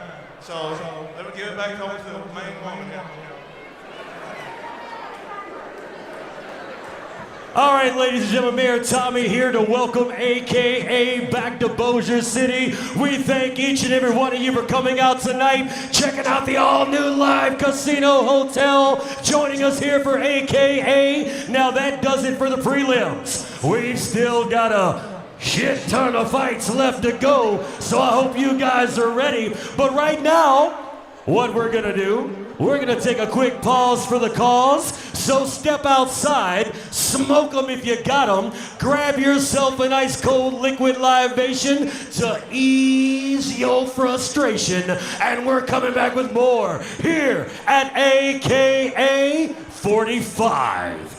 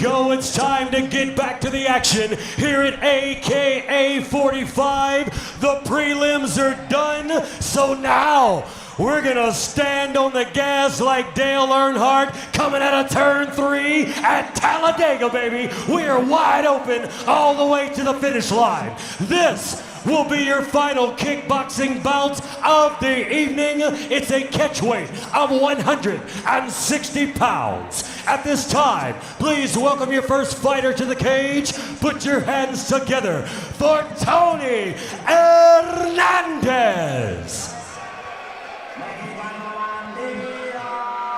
Matchup at 160 pounds between Anthony Lewis and Tony Hernandez. Hernandez, a kickboxer representing the compound. He checks in at 5'6", 160 pounds, right here out of Shreveport, Louisiana, and coming out with one of the coolest masks that we've ever had here at AKA, looking like the Reaper match, Nell. Gonna give me nightmares, good golly. Scary stuff. Yeah, Tony Hernandez making his kickboxing debut, was supposed to fight an MMA fight. It didn't end up working out. That fight fell apart. My dog.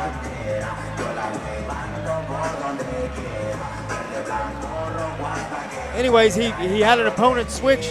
The guy stepped up on short notice and was able to come in. Anthony Lewis, take the fight on short notice, come in. That way, Tony, who got ready for a fight, actually gets to come out here and fight a fight. Maybe not an MMA fight like he had wanted, but a fight all the same. Well, you got to tip your hat to these guys that step up on short notice. You know, sometimes guys get sick. We had multiple guys on tonight's card that ended up with food poisoning. Michael Mano not fighting. Lauren Thibodeau out. Thibodeau, we saw him just hours before the event. It looked like he was going to be good to go. He is out sick as well. So all these guys, multiple guys on the card, dealing with sickness. Ultimately, that was kind of the same thing here with Tony Hernandez, but Anthony Lewis stepping up for this catchweight bout at 160 pounds. 3 rounds of amateur kickboxing action. Yeah, he was supposed to fight David Frank originally. Sure was. David Frank, and so Anthony Lewis has stepped up in place of David Frank. David Frank, I feel like something similar, just weight cut stuff. And now, put your hands together for his opponent. Please welcome to the cage, Anthony Lewis. Anthony Crazy Tony Lewis, another kickboxer. He'll be representing Ethos MMA, 6'1", 160 pounds out of Tyler, Texas. So there will be quite the height discrepancy between these two. In the battle of the Tonys, Anthony Lewis, Anthony Hernandez. Who's the real Tony? This one's the Crazy Tony, apparently. Anthony Crazy Tony Lewis. And we don't know much about him, Matt. Took the fight on short notice. What can you tell us about him? Well, we know a lot about Ethos and their skill set and the types of guys that they turn out. A good group of dudes. Guys that come out of their school, typically pretty competent in all areas. You got to imagine young Tony Lewis with the menacing stare, going to be much the same. Definitely has all the advantages when it comes to his stature. Let's see if it pays off tonight. We've seen that stature not always tells the whole story. No, you're absolutely right about that. I don't know what's more menacing. The mask that Hernandez came out in, or the look that Lewis had on his face. He doesn't even need a mask when you got a stare like that. Mean Boys. Anthony Lewis coming out. Reminds me of that scene from, I don't remember the movie, where he's like, just show them the crazy eyes and they'll be scared. And I'll tell you what, Anthony Lewis hit him with it. Hit him with those crazy eyes. Yeah, he's got that look. There's a reason they call him Crazy Tony. Anthony Lewis with the crazy ears too, probably wishing that this was an MMA fight his own self. Yeah, you can see he's certainly been putting in some work on the mat. Got the cauliflower ears. But this will be 3 rounds of kickboxing between Lewis and Hernandez. Lewis has cleared the commission check down spot, and we're ready to resume here at AKA 45. Here we go, fight fans. 3 rounds of kickboxing action inside the AKA welterweight division. A catchweight of 160 pounds. This fight being brought to you by our good friends at Citibank. And now, introducing your first fighter, fighting out of the Bayou Raps blue corner. This man is a kickboxer representing the compound. He stands 5 feet 6 inches tall, weighing in at 160 pounds. Fighting out of Shreveport, Louisiana, here is Tony Hernandez.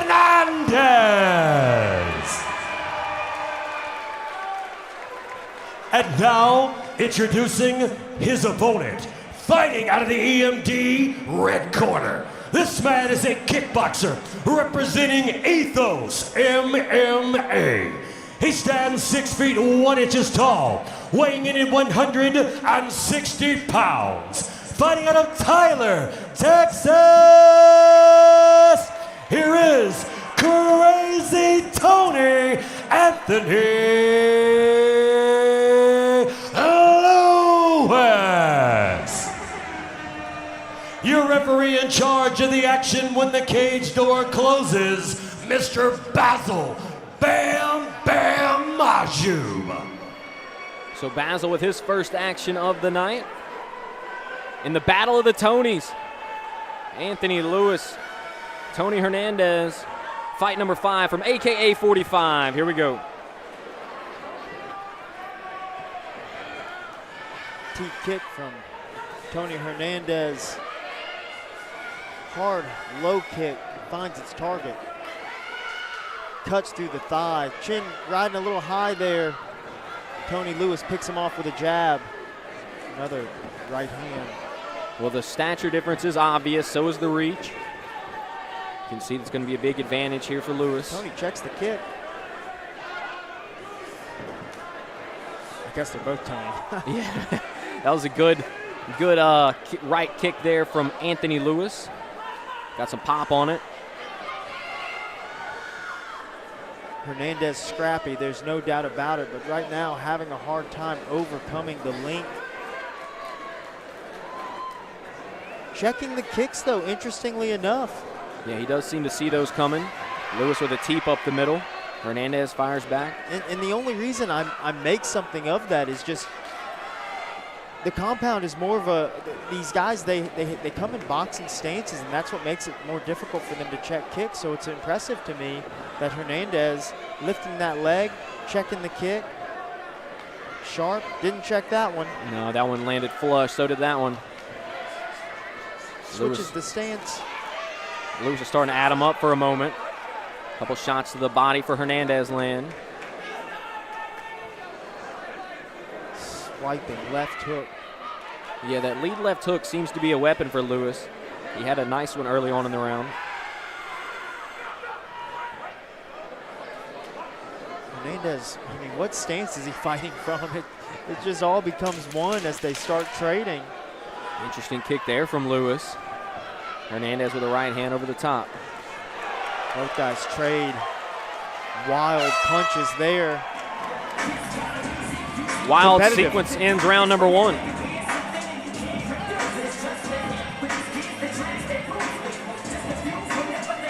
Got to be honest, that's kind of a hard round to judge. I think Lewis was doing a good job early on keeping Hernandez at range, but as the fight went on, the sequences kind of jammed together a little bit and became a little more wild. There was a nice sequence in there somewhere from Lewis where he threw the low kick and followed up with a right hand that looked really good. For me, that was the biggest moment of the fight, but there's a pretty good kick to the body from Hernandez. Checking the kicks. Hernandez just has a pretty balanced set to him, so much so that it's like he's not even standing in a stance. He's kind of constantly in between switching his feet, and to be honest, it doesn't look that terrible. Yeah, he's fluid with his movement for sure. Definitely seems to be comfortable out there changing stances. Here we go with round number 2. Hernandez seems to be coming out with some urgency. This is better work by Lewis, keeping Hernandez at the end of his punches, kicking. Good inside low kick from Tony Hernandez. Works his way in. Sharp right hand from Lewis.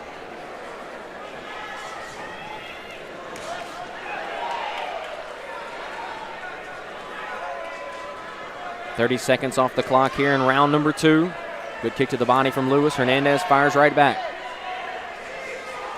Hernandez with a jumping knee. I'm not sure that's exactly how he envisioned that going. No, he's got to be careful with that. The last time he came jumping in there like that, Lewis caught him in the very end of round number 1. Nice little soft legs there from Tony Hernandez. Just kind of dips under the punch and launches a right hand. Sharp jab. Tony Lewis needs more of this, just staying at the end of that jab, keeping his range. Well, especially when you have such a reach advantage, you got to use it to your advantage. We've seen it happen at times for Lewis.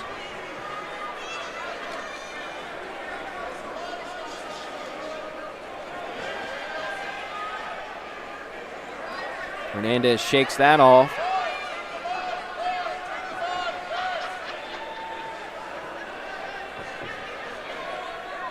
Final 15 seconds of round number 2. That teep just missed the mark for Lewis.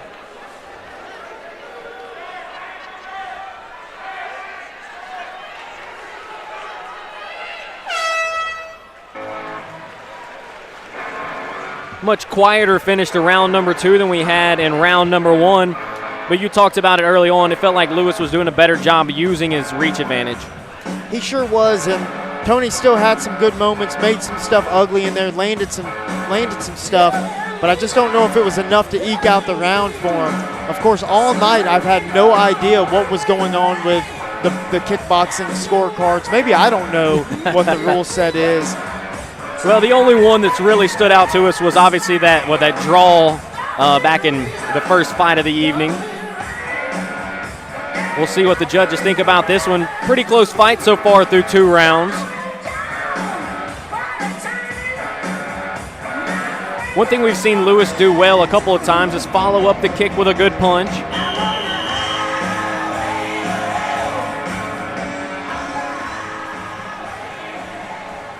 Set for round number 3. Hernandez and Lewis.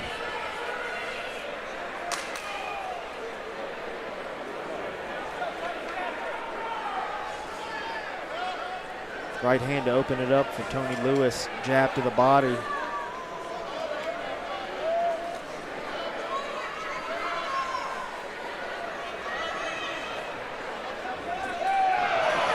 Lewis looking for a big kick upstairs. It came close, might have even connected, but didn't shake Tony Hernandez for a second. Yeah, glancing blow from Lewis. Lost his footing in the process. Now we're right back into these wild exchanges. There's a right hand from Hernandez that lands. Another skips off the shoulder of Tony Lewis. Nice body shot there from Hernandez. When they get inside and it gets a little bit dirty, that's when Hernandez is having his best moments. That's all of Tony Hernandez's most successful times is in those, yes, kind of funky exchanges where he's looping these punches around the guard. Not the clean work, though. The clean work has leaned in the favor of Tony Lewis. No doubt about that. Final minute left to decide a winner. All of our fights have gone the distance so far. That's a quite to the take 2. That is to the contrary of what we had last week when it was finish after finish after finish. Last event was wild. I couldn't believe all the finishes just cranking out. And you just never know what these cards are going to become. These were more difficult ones to match just because a lot of kickboxing, there's not a lot of film on these guys. And then here these are super competitive. Whereas the last matchups, which I viewed as being more competitive, a lot of finishes. And I suppose 2 things can be true at once. That's right. That's absolutely correct. Some good moments here for Hernandez in this 3rd round. You can hear the crowd saying, "Let's go, Tony," but I'm not sure who that's for necessarily. Right. So the battle of the Tonys goes the distance. Competitive. Will it be Anthony Lewis or Anthony Hernandez who comes out on top? One would seem to think it was probably Anthony Lewis. Felt like he had the cleaner work, especially in rounds 1 and 2. I will say I felt like Hernandez found some better moments in round number 3, though, Matt. Yeah, absolutely. It seemed like most of the rounds would start the same with good progress from Anthony Lewis, and then as the round progressed, it became a little uglier, and then Tony would find his moments in those more chaotic exchanges. Good stuff by both men. Not bad for a debutante. Well, especially for Lewis, you take this fight on short notice, you know, and that's always an interesting situation when you're just finding out you don't know much about your opponent. You're kind of going in there blind to a degree, and Anthony Lewis definitely stepped up and showed out here on short notice, but we'll see what the judges think about it. Dynamite has the card, and he's headed into the cage with your result.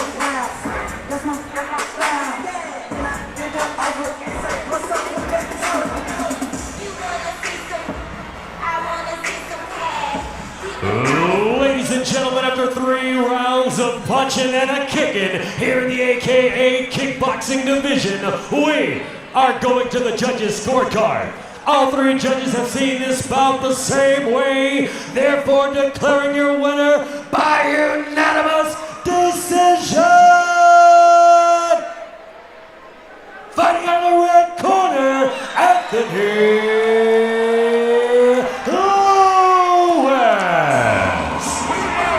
So it is Anthony Lewis who has his hand raised. A unanimous decision victory over Tony Hernandez.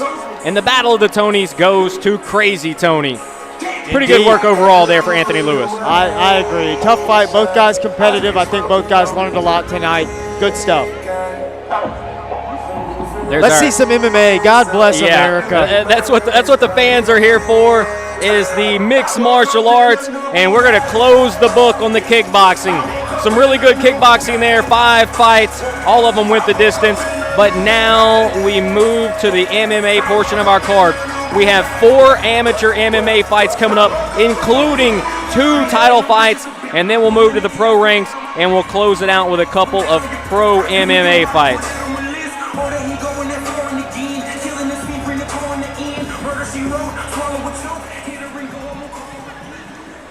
All right, so how we doing out here live, Casino? Whoa, whoa, whoa, whoa. Pump the brakes, stop the press. What in the hell was that? Ladies and gentlemen, we're at the all-new live casino. It's a Louisiana Saturday night. I know we got more than that. So here's what I need. On the count of 3. I want every man, woman, and child, top to bottom, left to right, all the way around. We're gonna blow the roof off of this place. You with me? I wanna hear you all on the count of 3. 1, 2, 3.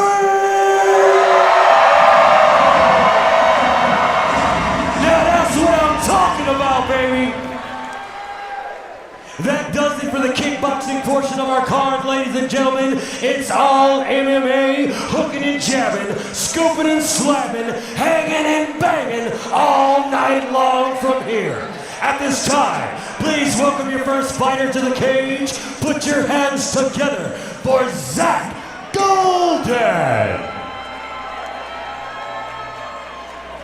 Another one of our debutantes, Zach Golden, 6'2", 170 pounds. He'll have a 2-inch reach advantage over Stephen Campbell. Tell you a little bit more about Zach Golden. Golden representing Triad Martial Arts Academy of Ruston, Louisiana.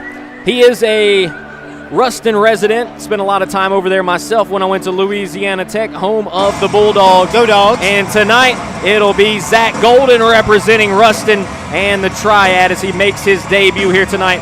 What can you tell us about Zach, Matt? Yeah, I was having a little talk with Coach Josh Lee yesterday, and full transparency, he straight up told me, I do not know what to expect with this young man. He has a lot of different techniques that he likes to use, but he couldn't quite tell me exactly what was going to take place out there. And, you know, I love a little chaos, you know. What's wrong with a little mystery, a little surprise? Hey, we all love a little mystery. It's the human nature, right? That mystery is what intrigues us all, and we're all intrigued to see what Zach Golden will display here tonight. You know he trains at Triad. You know he's going to have a good, well-rounded skill set. Those guys punch and kick and grapple, wrestle from the top position, wrestle from underneath. So I anticipate you'll see a full skill set from this young man. Not exactly sure what Coach Josh Lee meant by that. I don't know if he was telling me to keep my eyes peeled or what, but all the same, I'm somewhat excited. I'm definitely excited. I know the fans are excited, right, to move to the mixed martial arts here. Hey, look, if somebody catches a kick and throws a punch now, it's totally legal. Everything legal in the amateur ranks except for elbows. You obviously won't have those in amateur MMA, but outside of that, you can expect to see everything else on display from here on out. Zach Golden into the cage. We're ready to go with fight number 6 as we await Stephen Campbell.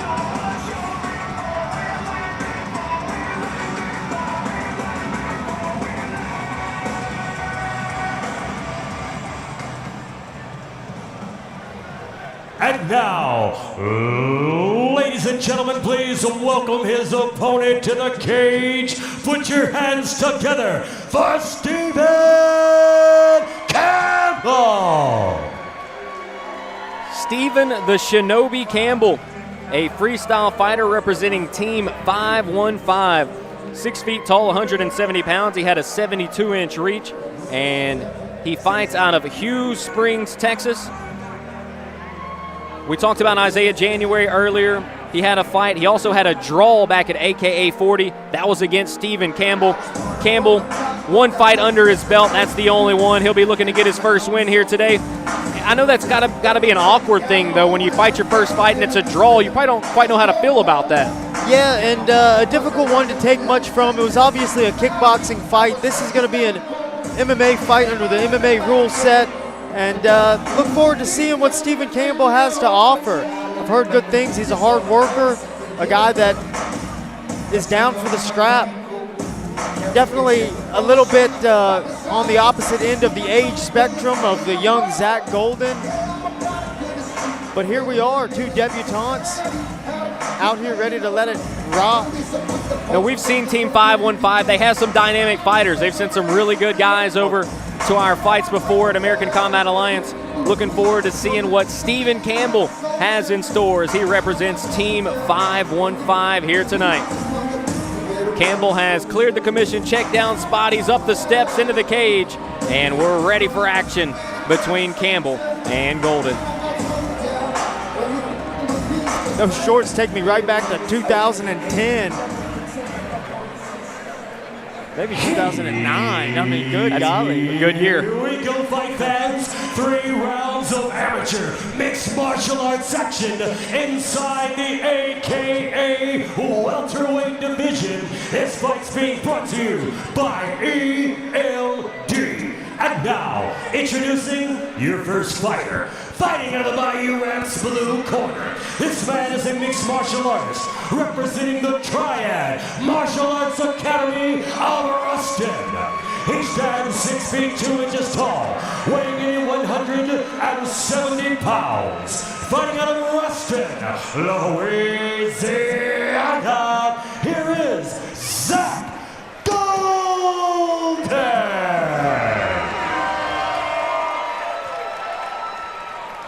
And now, introducing his opponent, fighting out of the EMD red corner. This man is a freestyle fighter representing Team 515. He stands 6 feet even, weighing in 170 pounds. Fighting out of Hughes Springs, Texas. Here is Stephen the Shinobi Campbell. A death stare from Zach Golden as he stared down Stephen Campbell through the entire introductions. Golden and Campbell were underway with our first MMA fight of the night. Long jabs from Zach Golden. Long. Big right hand. Gotta be Almost careful. rings Golden up. Golden right back to that jab. Sinister smirk on the face. Left hook. Yeah, he looked like he enjoyed that right hand a little bit. Runs into that kick from Campbell. Zach Golden throwing some heat.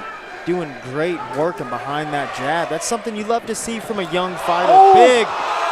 And it's all over. Holy moly. Zach Golden closes the show with a big head kick that turns out the lights of Stephen Campbell.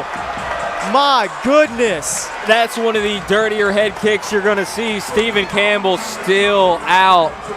Zach Golden with a monster shot. Amber Bishop came to me just during the intermission and said, hey, be looking out for our knockout of the night. We hadn't had a knockout yet. I think we have a prime candidate. My goodness. Beautiful. Just knew when he landed it. Walks away like a gangster. Listen, when you got to stare like that, you have bad intentions, and bad intentions were had. My goodness. What a moment for Zach Golden, a devastating knockout as he lands the high kick. Stephen Campbell was backing away, trying to get out of range, and he catches this kick flush on the side of the head. Bang. Kind of dipped into it a little bit as well, added to the impact. What a shot, what a kick, what a moment for young Zach Golden. You don't see a ton of just flat lines in amateur MMA, you know what I mean? Like it's usually TKOs and stuff. That's a flat out knockout right there. That is huge stuff from Zach Golden. And the 6'2" Golden showing off that reach and showing off that kick. My goodness. Fighting long too. Good to see Stephen Campbell back with us. Big hematoma on his head. You got to think that's where the kick landed, huh? I thought it was more, yeah, I guess you're right. Yeah, that would have been probably on that side. Man, what a hematoma. What a shot from Zach Golden. I don't think, I'll be surprised. Hopefully somebody does top that for knockout of the night. That would mean great surprises in store for all of us here. But I think Zach Golden just put a big-time stamp on knockout of the night. Here's one more look at it from our producer, Luke Hawkins. Reaches with the jab, brings his legs behind him. Beautiful. Maybe a little help from the cage there. Wow. And then just standing over his body. A menacing moment for Zach Golden. That young man means business, Matt Snell. I look forward to seeing more from young Zach Golden. What a stud, what a moment, what a debut. What a debut. Didn't even take him too long. We didn't even make it a minute into the fight before Zach Golden turned out the lights. They're still tending to Campbell. It's been a slow process getting him back up. They've got him onto the stool now. All right, Mr. DJ MP3, let's pull that down for a second. Now, ladies and gentlemen, there's a lot of sports out there. There's a lot of contests for athletic competition. You play football. You play basketball. You play baseball. You don't play fighting. This shit is real. It's very violent. Injuries do happen. So a big round of applause to anybody that has the testicular fortitude to step inside this cage.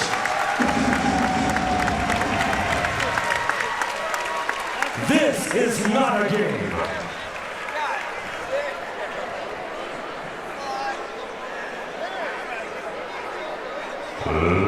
Ladies and gentlemen, our referee has called a stoppage to the action at 35 seconds in the very first round, declaring your winner by way of knockout,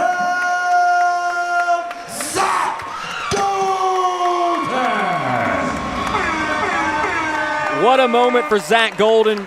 He has his hand raised. He was all business from start to finish, and finish he did. What a moment for Zach Golden. Puts the lights out 1 minute into the fight, and he's got a hell of a debut as a mixed martial artist. So that's our first knockout of the night. All 5 fights prior had gone the distance, but Zach Golden opens up our MMA portion of the card with a bang. We'll turn forward now to Halston Bowman and Daryl Nicholas.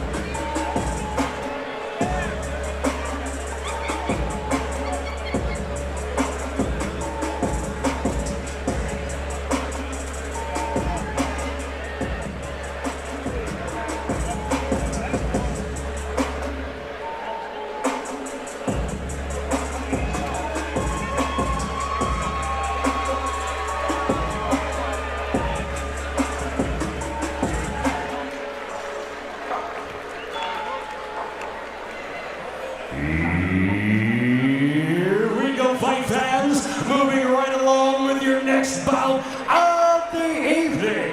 This fight goes down inside the AKA Bantamweight division and is brought to you by Miracles Towing. And now, please welcome your first fighter to the cage. Put your hands together for Halston Bowman.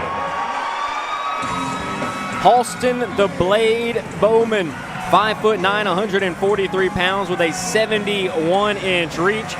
He is a jiu-jitsu practitioner representing the Triad Martial Arts Academy of Ruston. He lives in Ruston, Louisiana, and he's set to make his debut here tonight. And Matt, this was another fight that had some problems, finally came together for Bowman and Nicholas. Absolutely. This was one of those last-minute replacements that we had to shuffle together, but the Triad fighter always game. Young Halston Bowman, Josh Lee speaks highly of this kid, thinks that, you know, would essentially put him out there with anybody is what he's told me. And hard-working kid, good game.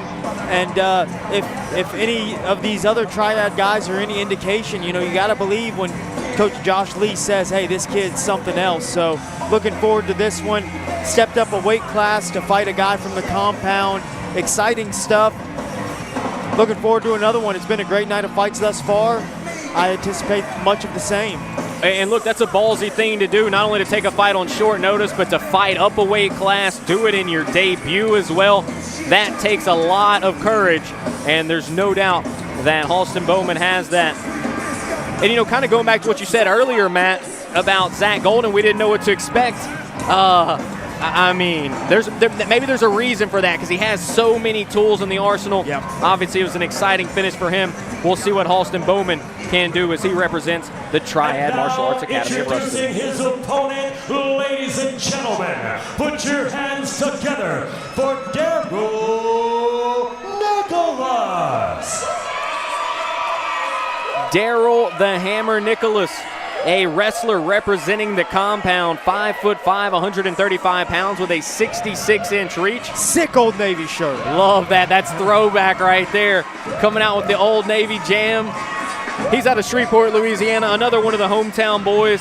And this will be an interesting matchup. You got the wrestler in Nicholas, the jiu-jitsu guy in Bowman. I have a feeling we may see this fight on the ground at some point. Agreed, yeah. The scoop on my guy Bowman is that he comes from a wrestling background, one of Peyton Sochka's main training partners, a guy looking to close the distance, score takedowns. Not exactly sure if he's the most comfortable within the submission sequences, but a guy that can wrestle, he can control where the fight takes place, so whether he down blocks and keeps the fight on the feet. You do have to be careful, though. If you're a wrestler, it's what you're used to doing.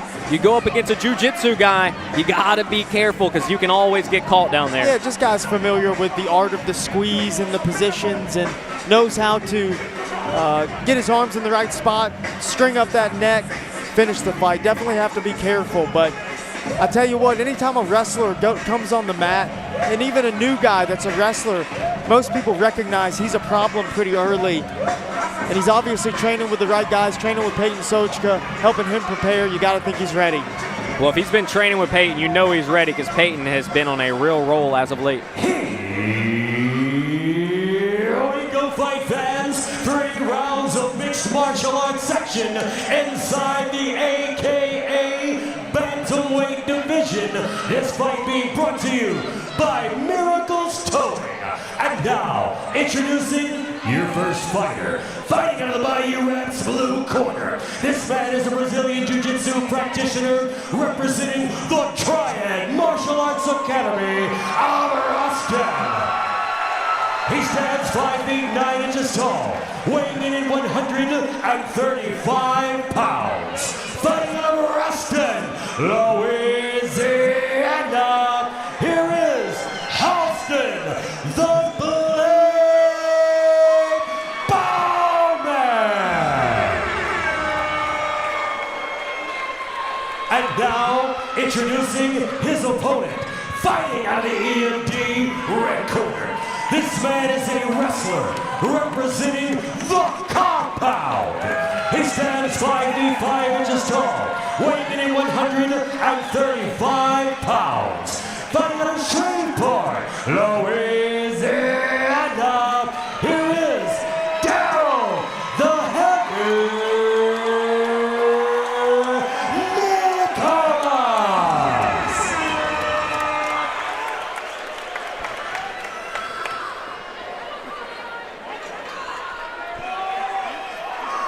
Bam Bam Maju back in there for once again as the referee. And we're underway once again. Daryl Nicholas working out of the southpaw stance, double jabbing him down, eats a big right hand for his troubles. That definitely scrambled the eggs of Daryl Bowman.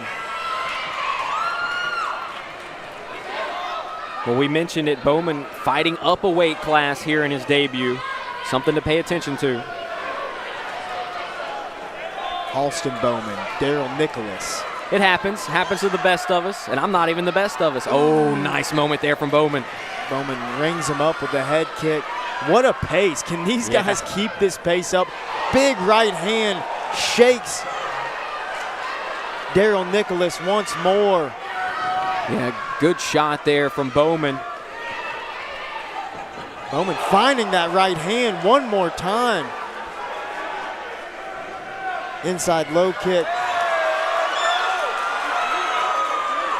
You can tell Daryl Nicholas doesn't want to follow Halston Bowman to the ground. Catches the kick, fires some punches of his own. Wow. Big. What a pace. What an exchange. Hey. Bowman. Ooh, oh, that's close. That's close, That buddy. was very close, but he knocks Nicholas back down once again.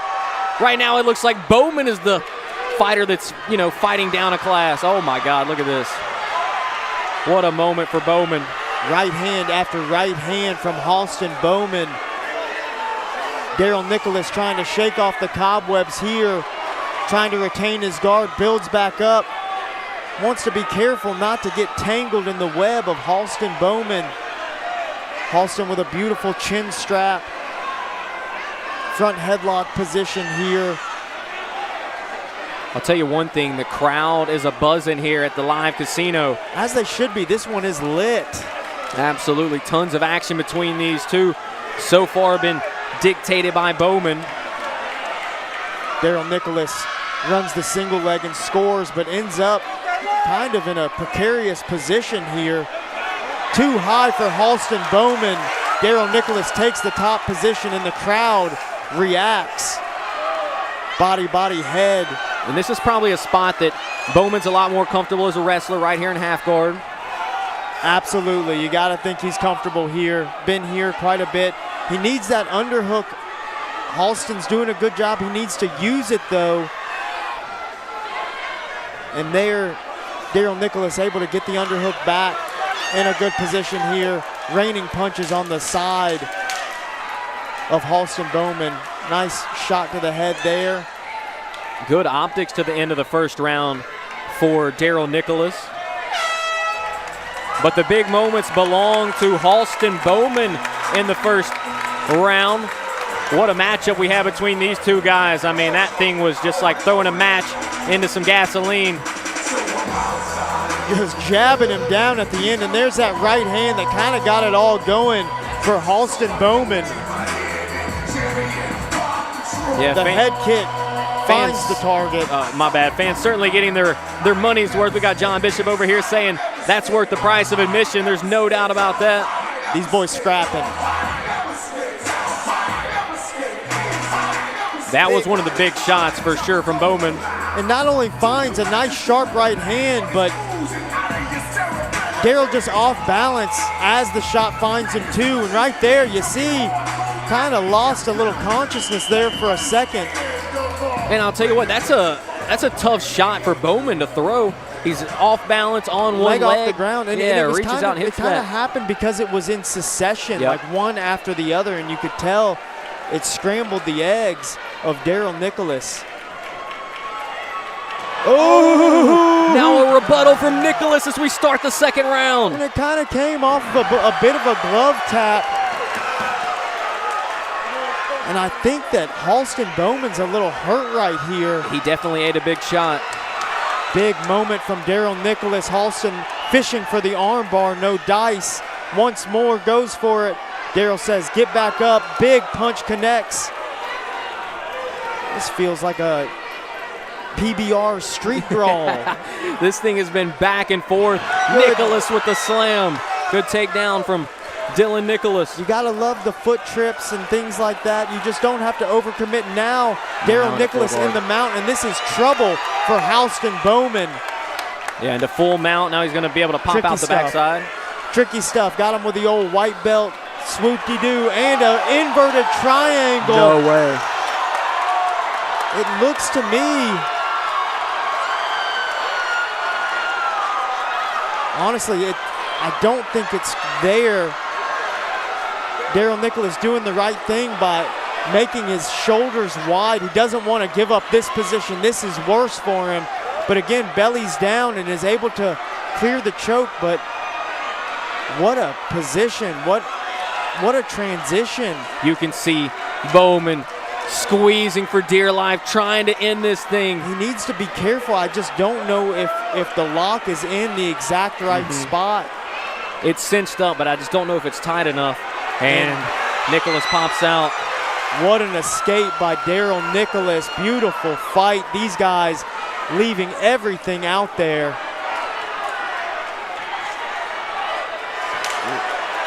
This is some trouble for Daryl Nicholas as he squeezes into the tap. Wow. Holy moly. What a fight. We may have a new candidate for fight of the night here. Unbelievable. What a back and forth affair. It was Bowman early. It was Nicholas to start the second round. And ultimately it's Halston Bowman who gets the submission victory in round number 2. And Matt, he wasn't just throwing up submissions. Those were tricky submissions. Had him in the crucifix position here. Daryl just makes a small mistake and kind of gives up the choke. Halston Bowman able to seal it up and put the squeeze on him, and you saw it had to be painful because Daryl Nicholas tapped quickly as soon as Halston sealed it up. What a fight. Studs. I think both of these guys are 35ers, by the way. I think Daryl Nicholas. Before we announce your winner, this is a 21 and over crowd. Let's make some fucking noise for both of these fighters.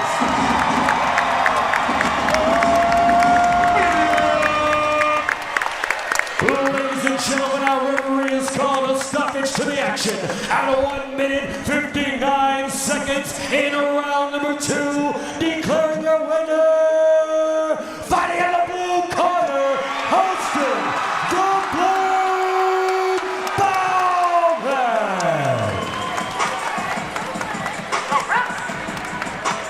So it's Halston Bowman who gets his hand raised, and man, rightfully so. What a finish. Scrap. Gets the submission victory. What a job to recover, because he got rocked early on in that second round, Matt, and then he really took over and started using the jiu-jitsu. A complete skill set from Halston Bowman. You saw him in trouble in this fight. You saw him overcome some adversity. You saw him laying big right hands. Good stuff from Daryl Nicholas as well. I look forward to seeing him back in the cage. But what a scrap.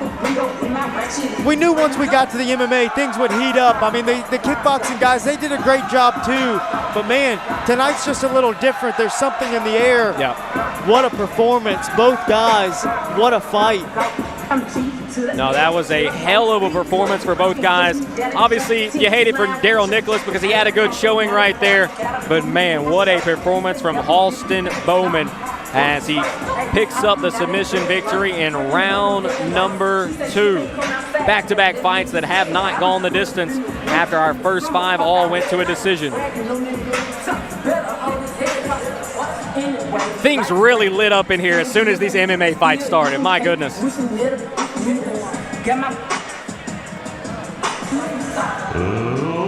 and gentlemen, your next bout of the evening will be for the AKA Amateur Middleweight Championship. This fight being brought to you by our good friends at Bayou Wraps. And now, please welcome your first fighter to the cage. Put your hands together for Nicholas Moses. Here comes the undefeated Nicholas Moses, all 6'4", 185 pounds of him. He's got an 80-inch reach.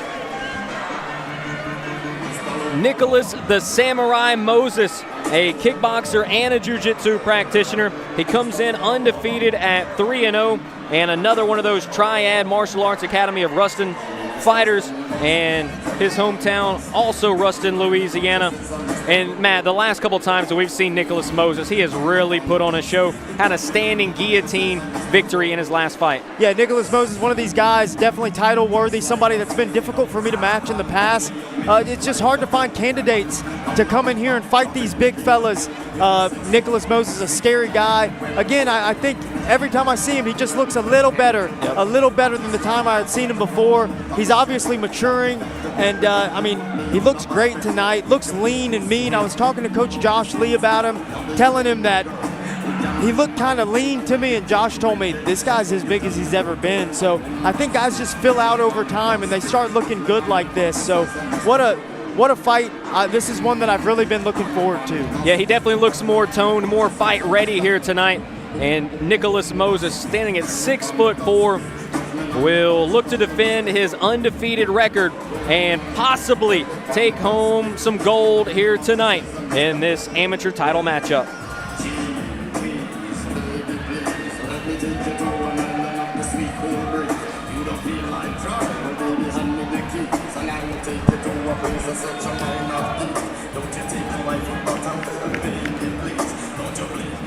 And now, ladies and gentlemen, put your hands together for his opponent. Please welcome to the cage, Willie Sims. Next up is Willie Big Country Sims, a grappler representing the Armada Fight Team of Arlington, Texas. And I just can't speak highly enough about the Armada Fight Team. Every single guy they have sent to these AKA cards have been absolute dogs. They've been fighters that have taken care of business more often than not. And tonight it will be Willie Sims' turn. Sims 4-2 as an amateur. He had a lot of canceled fights. The last time that we saw him was back in April of 2023. He beat Justin Carpenter via knockout in the second round. Then he had a long layoff. A lot of fights were supposed to happen. Canceled. He only fought one time in 2024. He'll be back into the cage for the first time in 2025, and a shot at middleweight glory here tonight against Nicholas Moses. And man, I was already speaking about the Armada Fight Team. These guys always show up prepared. Yeah, absolutely. This is actually a fight that we had put together before, but I think both guys may have gotten hurt. I can't remember exactly what took place, but yeah, this is a fight that I've been looking forward to being put together. Obviously, you know what the guys from Armada Fight Club are bringing. These guys from the gym, they always come and bring it, and this is an exciting matchup for me. One of the fights that I put together a long time ago that's actually stuck and stayed together, and I'm very grateful anytime that happens. Both of these guys are more than title worthy. This is going to be a banger, or I'm a monkey's uncle. I have a real feeling this is going to be a great fight. I'm curious to see. You got the grappler and Willie Sims. Obviously, we have the pretty polished striking of Nicholas Moses. Who's going to be able to dictate this fight? That's what I'm looking forward to the most, as these two fighters try and take home the gold here tonight. Amateur middleweight title on the line. Two great gyms, two great fighters, ready to do war. I mean, these are some of the standout gyms that we have under our banner. There's no doubt about it, and love to see these guys. I mean, they're pushing each other. They're making each other better. This is a great fight. This is going to be a good one. I mean, the Armada Fight Team's record, they're probably winning 95% of their fights under the AKA banner. There's no doubt about it.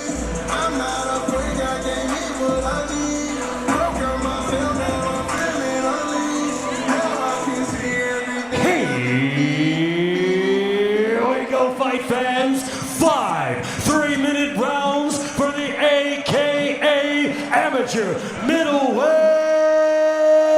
Championship. This fight being brought to you by Bayou Wraps. And now, introducing your first fighter. Fighting out of the Bayou Wraps blue corner. This man is a kickboxer and well-versed in Brazilian Jiu-Jitsu. He comes to you tonight with an amateur record of 3 wins and never has he tasted defeat. He is representing the Triad Martial Arts Academy of Ruston, standing 6 feet 4 inches tall, weighing in at 185 pounds. Fighting out of Ruston, Louisiana, here is the Samurai, Nicholas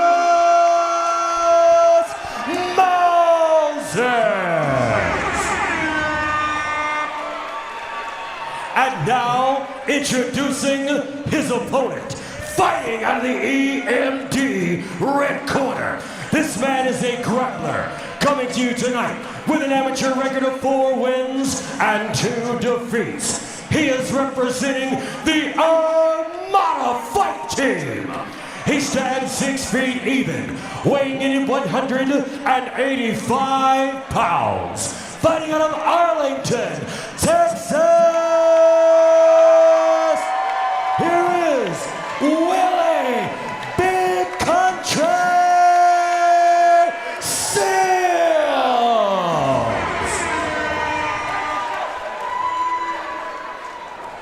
I'd be lying if I told you I wasn't excited. I am absolutely elated to see these two guys fight. I still think Nicholas Moses needs to change his nickname to Cage. Cage, he is a big son of a gun too, and we're right into the action between Sims and Moses. He is so big. Nick Moses, just a massive man, every bit of a 185-pound fighter. Willie Sims doing a good job trying to keep the pressure here on the cage. And I think this is the best. This is the best attack for him right now. 100%. Nick Moses was doing a good job. Here's the thing. You know AFT, the Armada Fight Team, they're going to have a good game plan. They always come in with a game plan, and they want to execute it. And with Sims having this grappling background, he's getting right to the game plan. We've seen Nicholas Moses spend an entire fight in this type of position. True. But he was the aggressor. He was the guy up front kind of putting the pressure on. Doing a good job here, though, digging his underhook, being heavy on that whizzer, making sure That's not a to big give knee, too. Wes Sims too much. Good ankle pick by Wes Sims. Kind of falls into the guard. Nick Moses attempting a guillotine here. Looks like he has a decent bite, but Willie Sims pops his head out. Nicholas trying to get back to his feet. Savvy stuff there from Nicholas, building back up, not sitting around trying to play guard. Good takedown from Willie Sims. Did eat a left hand on the way up. There's another. Sims right back trying to get those hands together, attacking the single leg. Nick Moses just keeping the arms straight, kind of prying the lock with his height.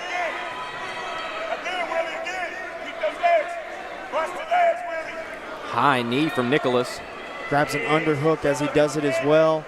Creates a little space here. This is good from Nicholas Moses. Looking for a takedown of his own. Willie Sims giving up his back there. I don't know if that was tactically the right move, but doing a good job here fighting the hands. You got to know Nicholas Moses, long and strong. That's a difficult grip to break there. Yeah, it's the thing. He's just such Gets a the big hands body apart. weighing on you. And just the length. I mean, Nicholas Moses really does have great stature for the weight class. Sims looking for a left hand as they broke apart. Came close, too. Final 30 seconds of round number 1. A little blood in the muscles of Nicholas Moses. He was a little more spry early in the round. And that's what the grappling does. Ooh, nice good jab. Pops the head back of Nicholas Moses. Good punches on the inside.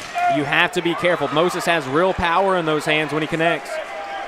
He found a big right hand of his own there after a nice calf kick. Good round.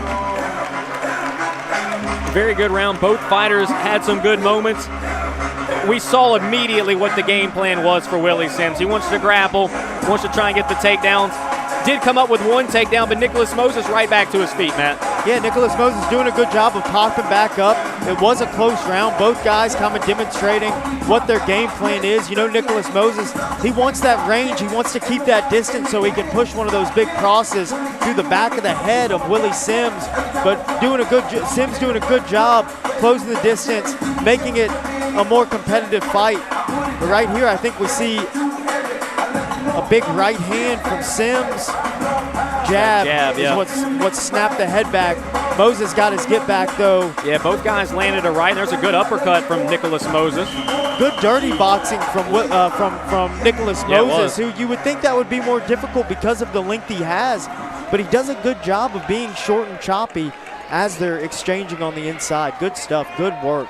Well, that's one of the things we saw in, I think it was the fight against Eric Grady. He kind of beat up on Grady out there, and some of that was the dirty boxing. Round number 2 underway. Left hook, right hand from Nicholas Moses. Double underhooks given up by Sims. Pummels in an underhook. This is Nicholas Moses' spot we've seen before, but Willie Sims more active, digging and pummeling. Willie Sims is definitely a different beast than he's grappled with before. Beautiful takedown. Wow. Willie Sims gets to the double underhooks and finds the throw. Gets a little high there. Nicholas Moses back to his feet. A couple hard punches for his trouble. Yeah, and that's been the thing. Both times Nicholas has had to work back to his feet. He's eaten a couple of shots on the way up. This is a competitive fight. Yes, what a throw. What a moment for Willie Sims.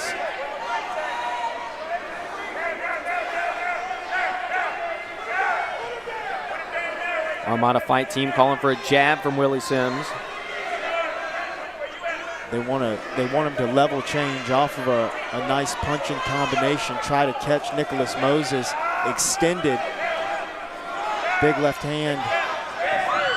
A little slow on the shot, but he scores. Gets it anyways. Moses just kind of seceded the position rather than sprawl. Willie Sims doing a good job triangling the legs. Nicholas does have that neck, but I don't think he's got the arm trapped in there as well. It's going to be difficult to finish, but this is where that length comes into play. I mean, this is an awkward spot. Willie Sims on top with a triangle on the kneecaps, yet he's battling off a guillotine, and this is a better, okay, lost the guillotine now. Willie Sims settling in the guard. 1 minute left to work here from Willie Sims on top. Good activity from Willie Sims. Body, head, trying to get his posture. Nicholas Moses, he needs another get up like he had in the first round. Looks like he's attempting something now. One thing Sims has to be aware of is those long legs. You often see those long-legged guys try and throw up a triangle attempt from this position. And there it is, pretty much right on cue. Sims deals with it, no problem. 30 seconds remaining.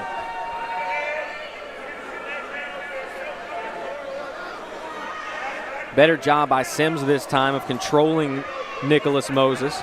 Moses was able to get right back to his feet the first 2 times.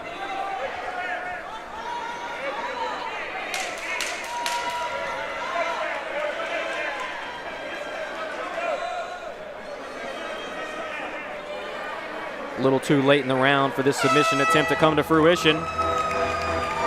Both guys showing off the grappling, no doubt about that. And this is kind of what we expected from these two guys. We've seen it a lot from Nicholas Moses. We know what Willie Sims is. Right now, Sims slightly getting the better of Nicholas Moses, though. Yeah, I think that was definitely a Willie Sims round just because he was able to score the takedown and keep the top position for a good amount of time. Nicholas Moses had some good moments in there, but here's the big throw from Willie Sims. Double underhooks, lat drop. Beautiful work.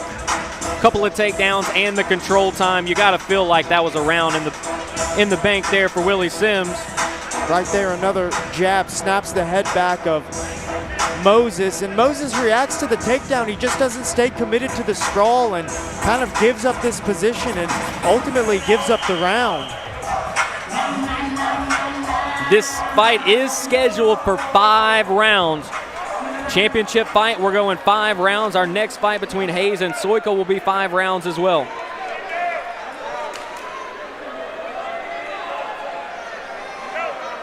Third round underway.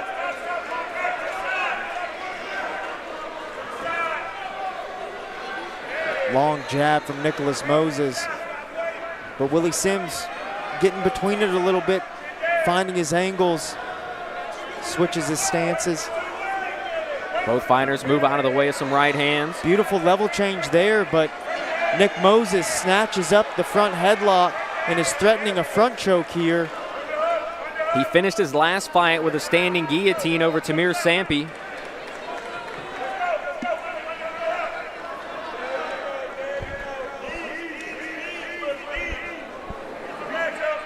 Somebody lost a mouthpiece. Yeah, I think Bam Bam sees it. He's got the mouthpiece. Try and get that back in just a second. Looks like a good time. Great work by Bam Bam. Right on top of it. He's had the easier assignment tonight. Chris Hill had all the crazy stuff early on. That's the truth.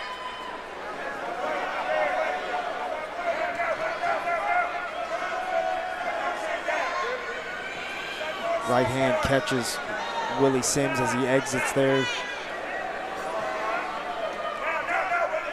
Nick Moses kind of holding his hands low, trying to snap and jab. Again, jab cross, double underhooks for Willie Sims. Big takedown. He's got a little bit of a triangle threat here from Nicholas Moses. Let's see if he's able to make something work here. Willie wise to it. That was one of the better sequences of the fight, though. Sims lands a couple punches and then gets the takedown. Nicholas Moses in the first round did such a good job of just committing to the get-up. You know, that he was sitting there, certainly had Willie Sims.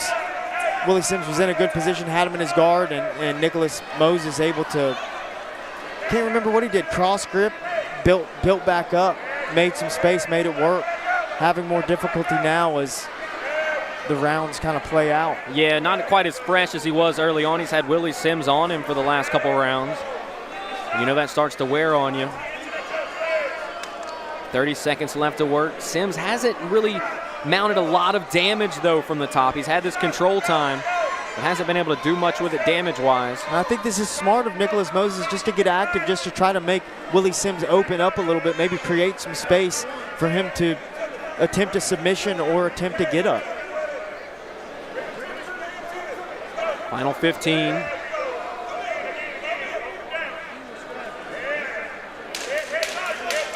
Moses has just been content with closing up that guard and kind of riding the round out.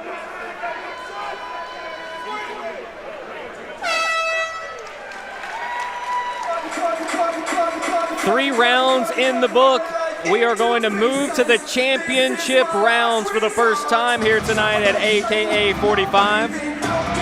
You got to feel like that was another good round for Willie Sims, Matt. Yeah, absolutely. Optically, positionally, Willie Sims doing a great job there. Nicholas Moses just has to show a little more urgency in these takedown defense sequences. He's not doing a bad job. It's not like he's being caught with his pants down and blasted to his back.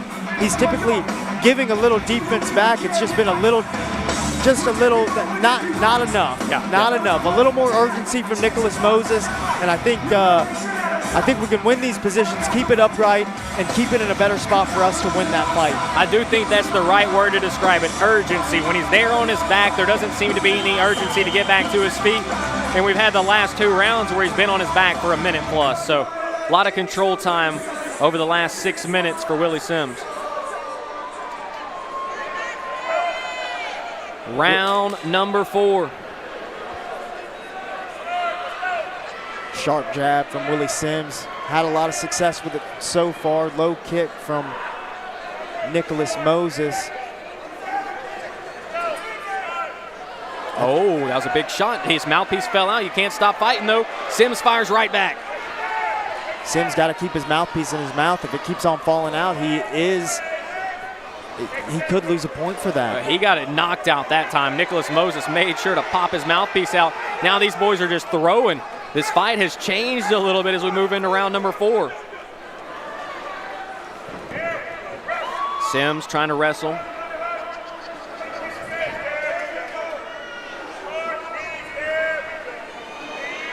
Knee to the body from Nicholas Moses. Deep breaths from Moses. You got to think this is the first time Nicholas has been into the 4th round. This is a better spot for Nicholas. Grabs an underhook, circles Willie Sims to the fence. Reaps the leg.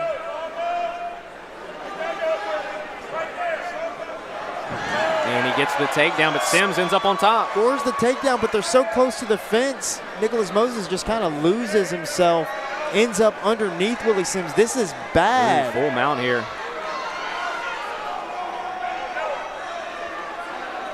A minute 30 to work for Sims. He's in a great position. Sims being mean too.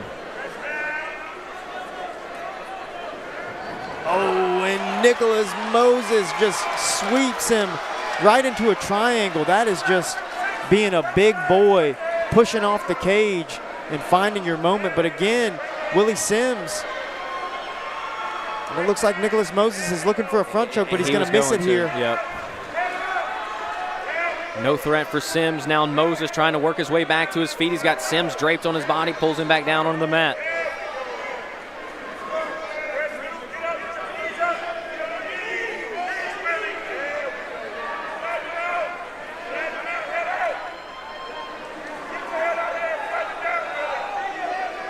"30 seconds remaining in round number 4. Looks like some blood may be leaking from the nose of Nicholas Moses. Probably one of those jabs earlier. He was eating a couple jabs right to the beak. Looks like Moses may be setting up another triangle attempt. Willie Sims doing a good job of keeping Nicholas Moses' hips centered in between his own, negating a lot of the attack. That's going to do it for round number 4. We head to the 5th and final round. Obviously, I'm not a judge, but I think right now, if you're Nicholas Moses, you might need a finish here in this 5th round. Agreed. It's been a fight pretty much dictated by Willie Sims. He's had the takedowns. There was the big shot, though. That was probably the biggest punch landed so far in the fight. But then Sims fires right back with a right hand of his own.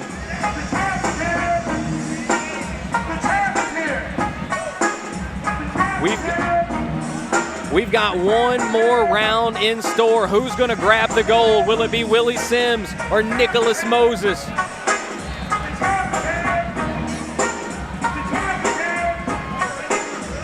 The AKA Ring Girls walking around with the round 5 sign and the belt that these two are fighting for. Somebody's going to have that belt draped around their waist in just a moment. It feels like Nicholas Moses has some work to do in this 5th round.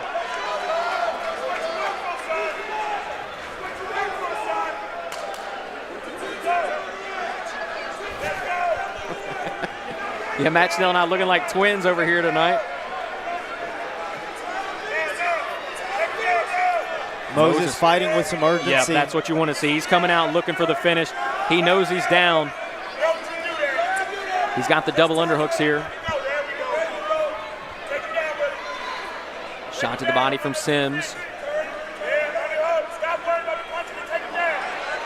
Corner telling him to stop worrying about the taking, the punching, and go for the takedown. Moses just needs to be careful with trying to fit those knees in, because exactly what is risky about it is exactly what happened as you're kneeing that close. A guy that can change levels and score a takedown, you're almost just feeding them a leg. This is a better bite on this guillotine. Yeah, he's trying to get a hold of it. Looks like he's got it, but Sims was able to pop his head out last time.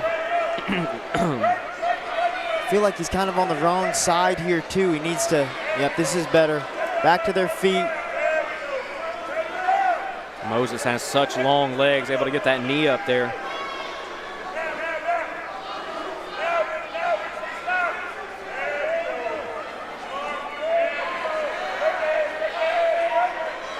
Shoots the standing guillotine with the arm in. It worked for him the last time. He finished Tamir Sampi like this. Can he get the finish on Willie Sims? This is a good attempt, but I just don't think that, looks like Willie, oh, I don't know. He is holding on to it for dear life. So much length.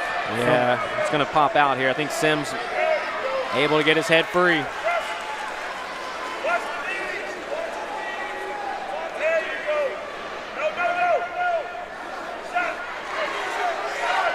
Nicholas Moses, straight right hand, doubles it up. Both of them land.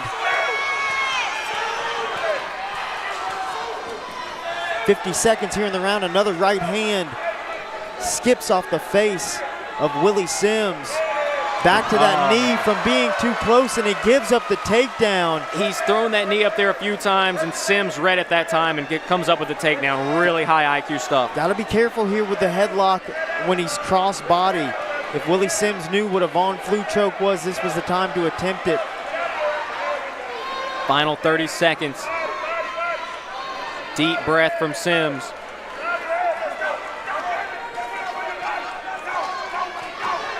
The Armada corner telling him to go, even though he's been up and obviously in control of this fight. That's the mark of a great gym. Guys that expect more. I love it. Wonderful fight between both of these guys. Title worthy. Both will be better for it. Could not have asked for much more between these two. It goes the distance. Nicholas Moses and Willie Sims go all 5 rounds. And we'll now await the decision and see who's going to have that middleweight strap in just a moment.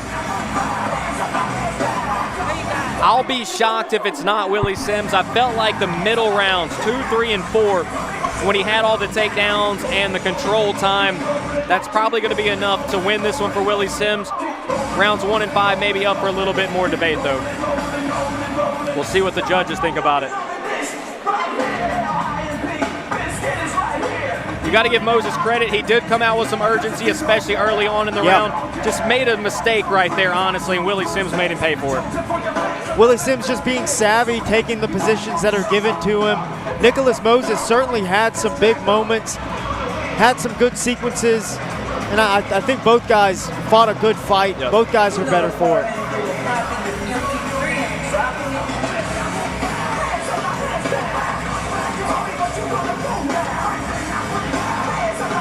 Dynamite has the card. He is into the ring. Who's going to be your new amateur middleweight champion?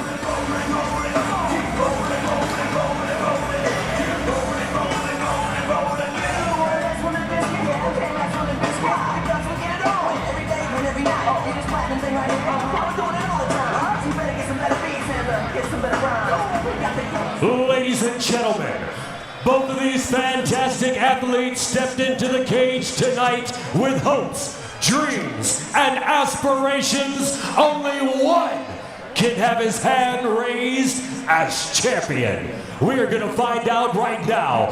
Ladies and gentlemen, after 5 rounds of hooking and jabbing, scooping and slamming, hanging and banging, we are going to the judges' scorecard. Ladies and gentlemen, judge number 1 scores this bout 50-45 for Sims.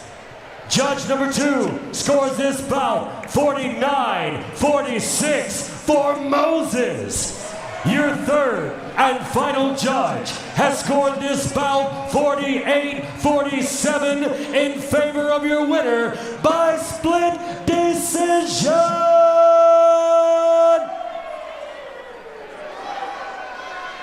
Fighting in the red corner, Big Country, Willie Sims. I'm not going to lie to you. I almost had my mind blown right there.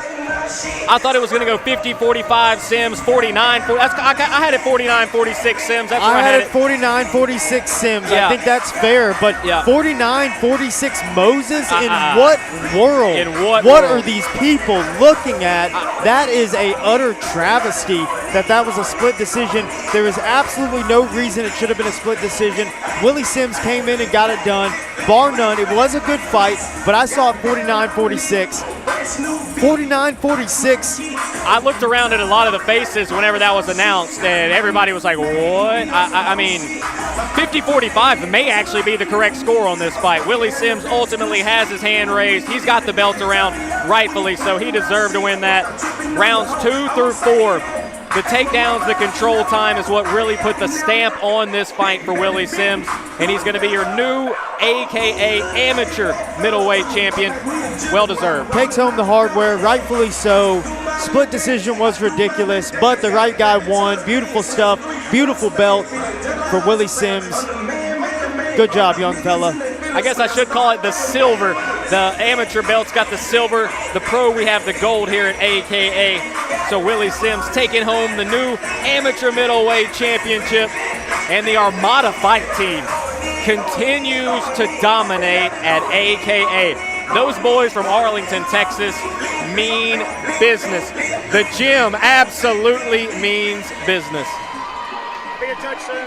Thank you. Now, ladies and gentlemen, we've got a very special guest with us here tonight that I'd like to recognize. She is a member of the Oklahoma State Athletic Commission, representing the Peoria tribe, all the way from Miami, Oklahoma. Ladies and gentlemen, our very special guest judge tonight, Miss Tanya Matthews. All right. So here's what we're gonna do right now. Now you guys have been a fire crowd all night long, but old Dynamite's gotta find out where my real fight fans are. Who gonna raise a little hell and make some racket tonight? So here's what we're gonna do. I'm gonna cut you into two groups. We're gonna go ladies versus gentlemen, dudes versus dudettes. So, as is customary with any competition, we would let the ladies go first. So on the count of three, ladies and ladies only. Ladies, if you're looking good, smelling good, got your hair done, you ready to get turned up, I want to hear you on the count of three, ladies. Here we go. 1, 2, 3.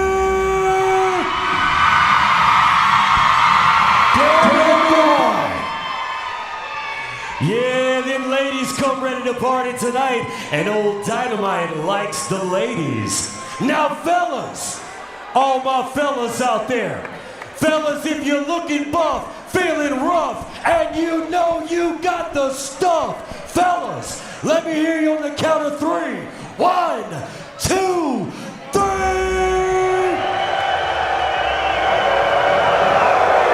See that right there, girls? That's why we own everything. Men run the damn world, right? No. So here we go. Such death overtime. Ladies, you better get up, pack them in real tight, and make a little noise. Here we go on the count of 3. 1, 2, 3.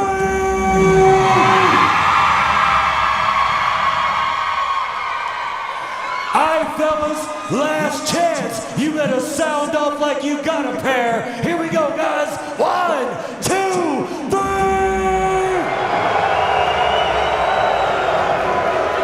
Alright, it comes down to this. Ladies, you got it done. You the winner here tonight. How about it, girls? And don't forget, we getting turned up all night long. The official after party goes down at the PBR Cowboy Bar. We gonna saddle up and ride that big mechanical bull, and we gonna have a good time at the after party. So right now, run your ass out in the lobby, grab a beer, and come back. We're gonna finish this thing out long, strong, live, large, and in charge. We're coming back with more here at AKA 45.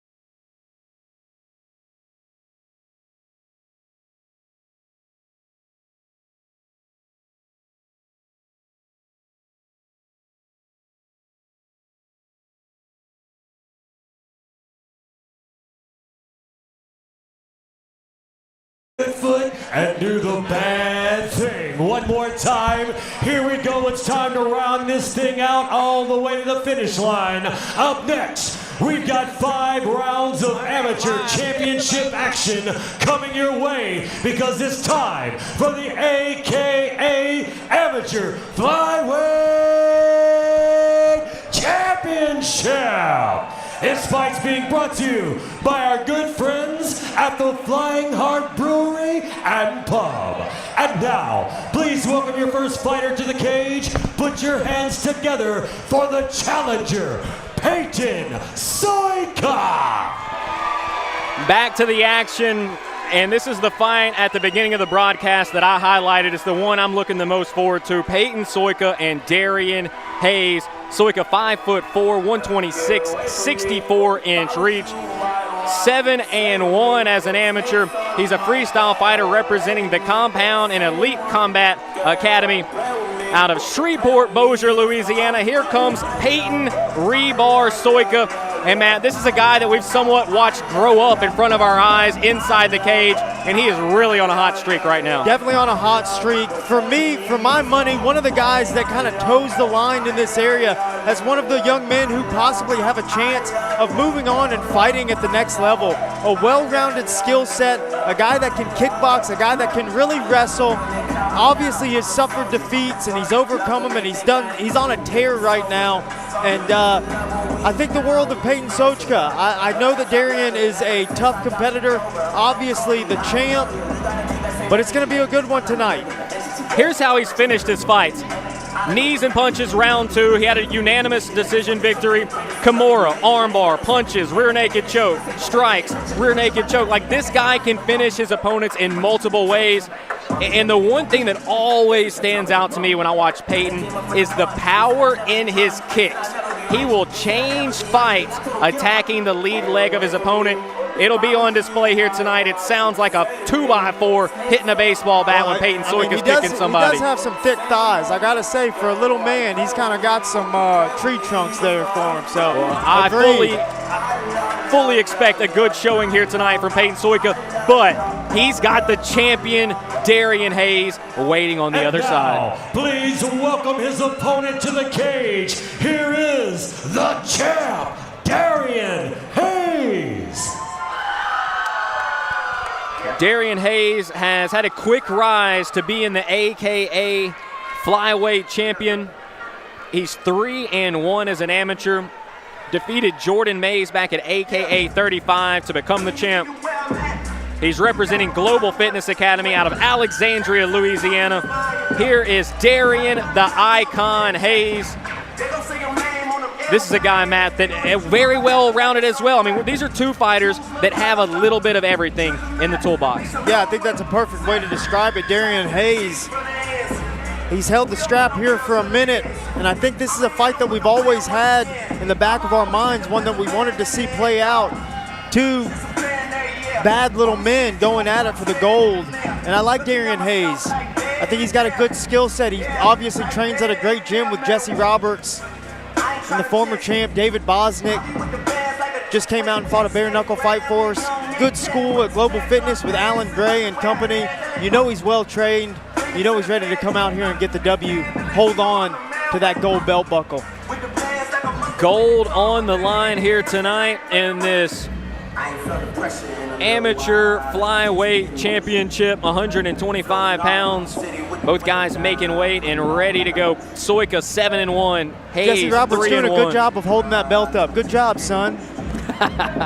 Doing a great job of displaying what we're fighting for here tonight. Darian Hayes is into the cage, and we're ready for what could be the best fight of the night. It's the one I'm looking the most forward to. Two bad little men.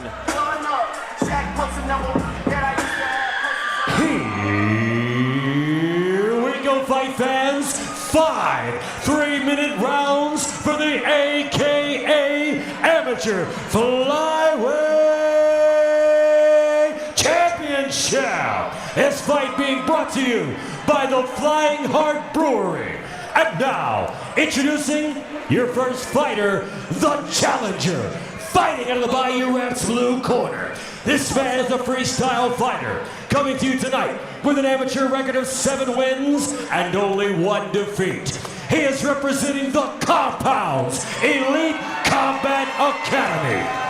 He stands 5 feet 4 inches tall, weighing in 125 pounds. Fighting out of Shreveport, Bossier, Louisiana, here is Peyton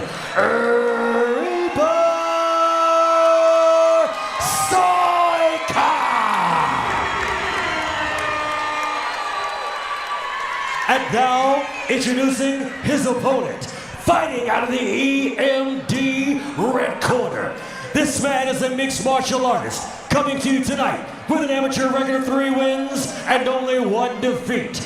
He is representing the Global Fitness Academy, standing 5 feet 5 inches tall, weighing in 125 pounds. Fighting out of Alexandria, Louisiana, he is the current reigning, defending, AKA amateur flyweight champion.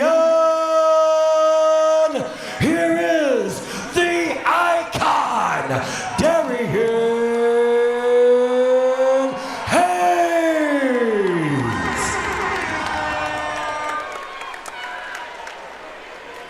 $125 title on the line. Peyton Soika, Darian Hayes. We are underway. Final amateur matchup of the night. Scheduled for 5 rounds. Soika immediately looking for the takedown. Solid defense here from Darian Hayes. Nice sprawl, finding the head. This is good stuff. Soika relentless on that single leg, though. But you're right, great defense so far by Darian Hayes. Soika able to elevate, and Hayes lands on his feet. Wow. That was impressive stuff from Hayes, just as equally as impressive from Soika. You can tell Darian Hayes, he knew he was going to come in and fight a guy who was going to try to wrestle him. He has been putting in work, and he's doing an excellent job here. Might have been a fence grab. Yeah, looked like a fence grab. You got a point deducted as well, Matt, right off the bat, a point deducted from Darian Hayes, and that's how we're going to open up this championship fight. Listen, when a takedown I would have to see it, and I didn't have a great sight of it. Darian Hayes wasn't pumped. He kind of was like, nah, I don't know about that. So who knows? But the hand did extend. It did look like he grabbed the fence, kind of twisted his ankle there. Right back to work. Ooh. Darian Hayes clips him with a little check hook as he enters, hits him with a beautiful right hand. Wow. Soika immediately reaching for the legs. Hayes landed a couple good shots there. And that is the right move. Look at Hayes. Look at this. This is such good work, keeping the head in the center, sprawling out on the lock of Peyton Soika. Wow. I am very impressed by Darian Hayes so far. High-level fight so far between these two. And Peyton's tough. Peyton can wrestle, kind of turks him up, picks him up and slams him. Definitely a big moment, but look, right back to his feet is Darian Hayes. Holy cow. We've got one hell of a fight on hand. Hayes has a good pair of hands on him, putting it together well. He does. He's been out of reach of everything that Soika's thrown. Soika's been coming up with air so far. Until right then. Bombs a left hand to the body, overhand right. Darian Hayes able to circle off, create an angle. Finds a beautiful teep with that back leg. Low kick. Finds its target right nice on jab. The calf. Peyton didn't like that jab. No, he did not. Stunned him for a second, it looked like. Swooping left hook. But Darian Hayes just out of range of it. We haven't seen Soika throw any kicks yet. That's usually a big part of his arsenal. He kind of opened up the fight with a kick, There's and one. Darian Hayes just made it miss. But yeah, there he eats at the inside low kick. Straight left hand. Darian Hayes switching stances. Switching stances, looking good. Beautiful jab, extends. I've got to say, what a performance thus far by Darian Hayes. Peyton Soika, sometimes recency bias, you see him and he's been on a tear and he's looked so good, but Darian Hayes comes in tonight great first round ready for it. Holy cow. But a very close first round. Yes. Hayes definitely had the bigger punches landed. Soika with a takedown. It was a close first round. There's no doubt about it. I mean, you can see both guys very skilled. I mean, they both got a little bit of everything in the bag, as I mentioned earlier, and they really had to put it all on display in that first round. Darian Hayes is doing such a great job with the wrestling defense. I think Peyton needs to continue to get to the wrestling. He just needs to set it up a little better. You saw he had success. This big moment right here, that was just being tricky with wrestling stuff that he's just done for so much longer than Darian Hayes. Stayed glued to that leg, found a moment to scoot his hips underneath him, get enough leverage to lift him vertical and turn him. There's another nice sweeping overhand right from Peyton Sochka. I do agree, it wasn't, I mean, that round could have gone, I don't. But we're forgetting the biggest factor in that round, the point deduction from Darian Hayes. Wow. And that is what really looms large in that first round. He had the fence grab. Chris Hill deducted the point. Yeah, if somebody gives Peyton Sochka the round, he's up 10-8, and that's something difficult to overcome. Though I will say, Darian Hayes looks excellent. So light on his feet, switching stances, dynamic stuff. I just don't remember this from the last time I saw him. No, and I like what he's doing, switching southpaw too, showing him something different. Switching back to orthodox. Peyton needs more of that. Get back after those legs. Slow Darian Hayes down a little bit. It's just one of the things that always pops off the page to me when I watch Soika fight is the kicks. Another takedown attempt, another good sprawl here by Hayes. Soika working on that single leg. Looks like he's got his hands together. He does. He's got him against the fence. Beautiful score there by Peyton Soika. But no time to control him. Hayes onto his knees.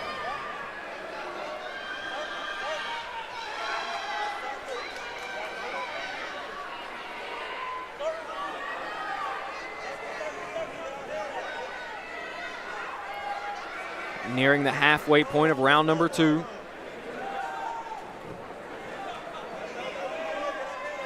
Peyton looking to maybe cinch up this arm in guillotine here. Darian back to his feet. There's not a in a great spot. Yeah, susceptible to those. Beautiful right hand on the break from Peyton Soika. Good round so far for Peyton Soika here in round number 2.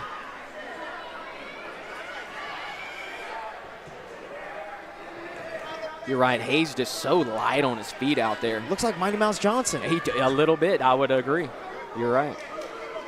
Quick timeout, right back to the action. Stabs to the body. Good eyes, good hand position. Hayes just is tuned in. But that being said, Peyton is the one having the success. He's scored the takedown in this round. Darian does look great, but Peyton's still fighting a great fight. Ooh, big right hand behind the ear. Yeah, nice right hand there from Soika. Peyton's trying to get it going offensively. This is better work from Peyton. I feel like Darian kind of sees everything. He needs to have the wherewithal to put a little volume out there. He's in a great position. Walked into that right hand. Fires back a left of his own. What a high-level flyweight fight. I love to see it. Both of these guys, Louisiana guys, both talented. Soika displaying the hands. Hayes gives it right back. Soika too far out on that shot. Man, not good optics here for Peyton. I thought he was winning that round and doing a good job, but ending it right here. And you've seen the judges today, man, they are all over the place. It's really hard to say. That's a good point. I think we have one judge who's seeing things a little bit differently than the other two. Where are they sitting? Yeah, that's a good question. Good golly. So anything could be in play right now. This is a very close fight. Both of these first 2 rounds, you could definitely see moments for both. Round 2, better for Soika. I felt like round 1 was a little bit better for Hayes. I felt like Soika had some good moments there, though, in round number 2. Oh, definitely had some good moments. This is a a really, Great really knee. close fight. These guys are studs, both of them. I just love to see it. Not only guys from Louisiana, but guys in my weight class who are both so talented. And what a fight. Good left hand, followed it up with the right. Did Soika. I would be shocked if Soika lost that round, to be honest with you. I know Hayes had a good moment or two, but I just worry about the finishing sequences and how the optics looked with Peyton laying on his back. And Darian did have a good volley of attack there towards the end of that round. I mean, It's fair. this fight is razor close. Good feint from Darian Hayes. Hayes just great distance management. I mean, this kid's a stud. Both of them just outstanding. Hayes got Soika up against the fence for a moment. Sharp jab from Hayes after the low calf kick, inside low kick from Peyton. Right hand finds the chin.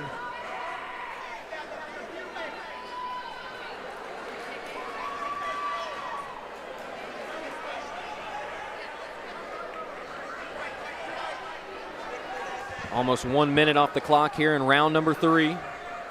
Bit of a feeling out process here for a moment.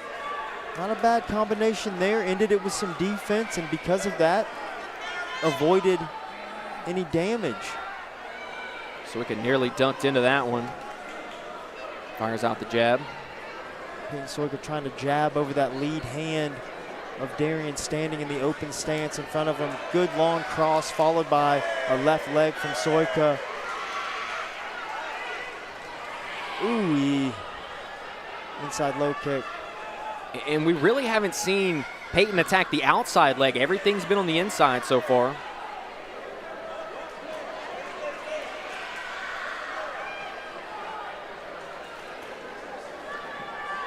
Halfway gone here in round number 3.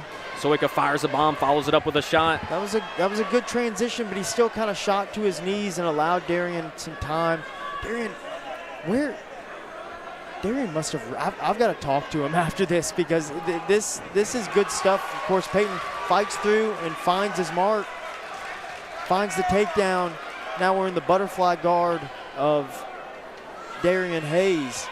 Steps over, working to side position. Good hip bump there from Hayes. Retains his guard for a split second. Fishing for his underhook. High level stuff, these guys. Peyton Soika attempting an armbar, possibly giving up position. yeah, that was a bit of a mistake there by Soika.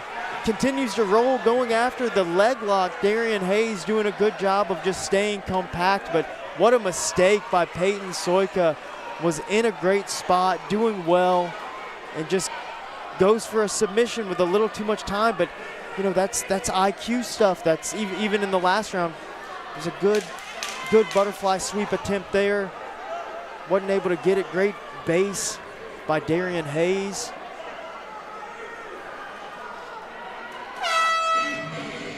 What a fight. What a fight. These two are so evenly matched. I mean, we're pretty much at a stalemate at this point.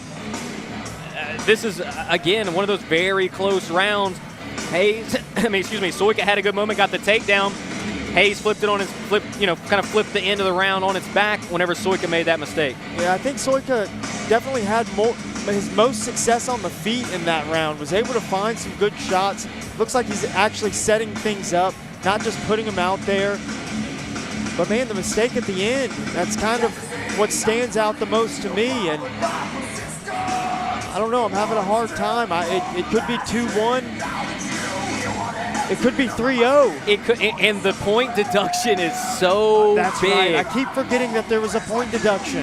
At worst for Peyton Soika, the first round was 9-9. Yes. You know what I mean? At worst. Sure. So I personally felt like he won round 2. That was round 2. That was a very close round right there. Could've gone to Debatable. Darian Hayes, but it could be a draw right now going into the championship rounds. You're right. How about that? A little drama for the end of the Oh, night. I love it.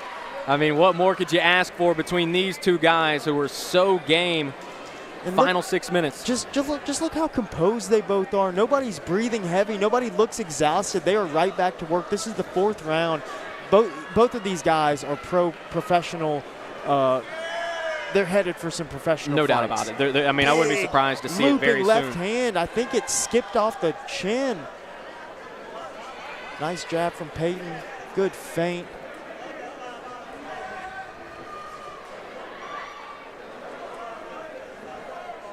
He's staying out of range. Doing a little better this round, yeah. Brings his feet together there. Darian Hayes attacks him. Uppercut comes close. Good read. Both guys score a left hook there. One thing you see with Hayes, he doesn't just exit on a straight back, right? He's got taking good angles out of there. What a stud. Nice left hand from Soika. Hayes coming back with that undercut. Lead hand uppercut finds the target. Jab to the body. Check hook by Soika. Not able to follow it up with anything. Cross to the body. Cross to the body is a good idea for Soika because a cross to the body looks similar to a level change in a shot. Beautiful jab, hook, cross. Scores for Peyton Soika. Hayes firing right back. Hayes firing a left hand and a left kick right behind it. Tricky stuff. Just the arsenal of both the guys, and it is a chess match in there. Jab, turns the chin. And that was a flush jab from Darian Hayes.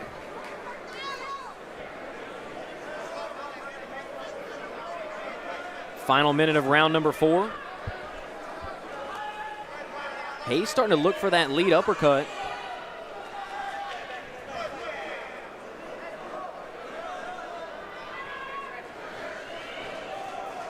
Long right hand. That was like a something you do in practice, right? Yeah, well, I mean, you know, you're used to throwing the fastball. He kind of threw a change-up calf kick, and it kind of thumped. It landed.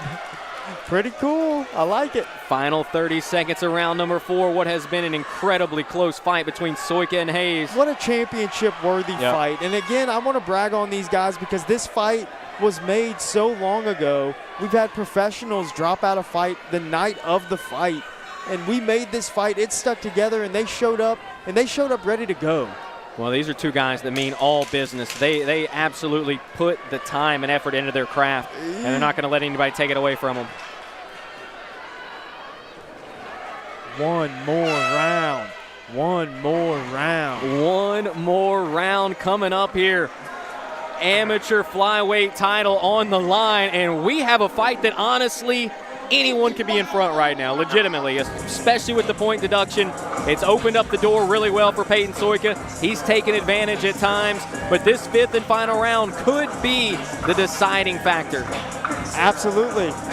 It could all come down to this 5th round. Such good work from both guys, just volleying back and forth, high-level stuff. Everybody's, you know, you can tell they're looking for certain things. They're trying to find their angles. They're trying to set up their takedowns and their punches, switching stances, making adjustments to each other's adjustments. And it's just been so impressive thus far. Both of these guys have a lot to be proud of.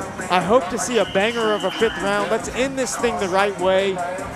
And these guys have a future, no matter the outcome of tonight, no matter who gets that belt wrapped around their waist. These guys both are going to be just fine. I look forward to seeing everything play out. The only thing that has surprised me, not a lot of low kicks from Peyton Soika. It's something that's been such a weapon the last few times I've watched him. And I think something that makes that difficult is because Darian Hayes is switching stances. He is giving him different things to look at, making it tough, like right there, and just effortlessly goes from orthodox to southpaw, almost as if he's standing in a neutral stance. Good jab from Soika. Snaps his head back. That's good stuff. Right hand maybe skates off of Darian Hayes as he leans back. There's that left high kick, just flicks it up. Good speed on that still, and we're talking in the 5th round. Neither guy is really seems like they have an empty gas tank at this point. Feels like both guys can still press on the gas. Double jab cross to the body. Check hook. gets an angle, not able to capitalize on it.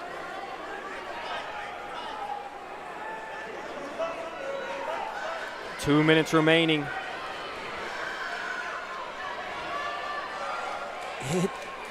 A minute and 45, and we don't know who's going to win this fight. It's up in the air. Anybody can come out and take this. Especially with judge number 3 sitting over there. Anything feels possible tonight.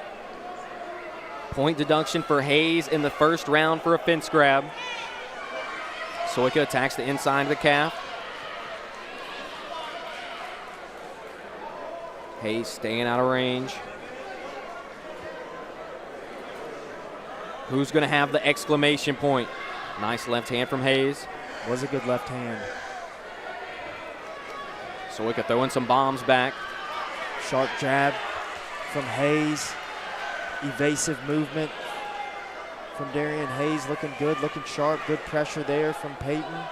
Need more of that. 60 seconds left. Who's going to have I feel the like winning moment? That was such a lapse in judgment there. He backed him up. He had him in a good spot on the cage and then apologized and let him kind of creep back in the middle. 45 seconds left. It's still anybody's fight. Whoever finishes strong here, I think, is the winner. You may very well be right about that, Matt Schnell. 30 seconds left. Shot to the body from Soika. Good level change, right hand. Skips off the chin of Darian Hayes. That was a good shot. A little bit of talking going on out there now from Soika and Hayes. Oh, Soika has his nose busted open. Definitely bleeding from the nose. One of those jabs earlier. Right hand to the body. That's a good shot for Soika, but again, showed that blast double right here at the end.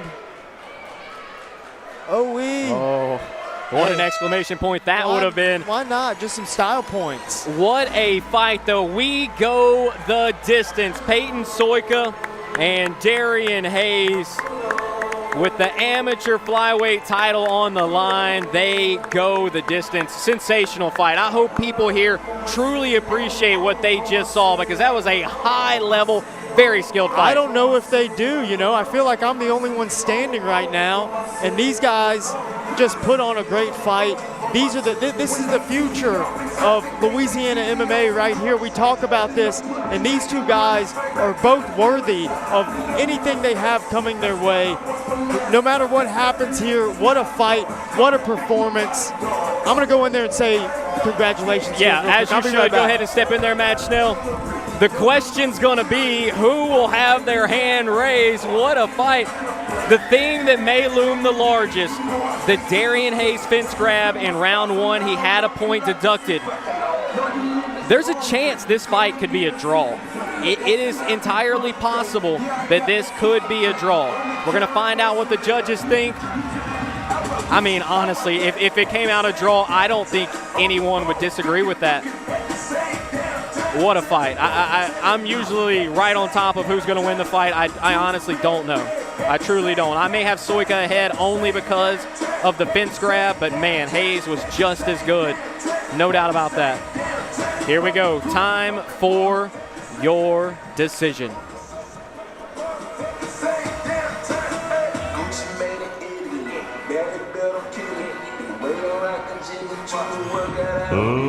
Ladies and gentlemen, after 5 rounds of championship mixed martial arts action, we are going to the judges' scorecard.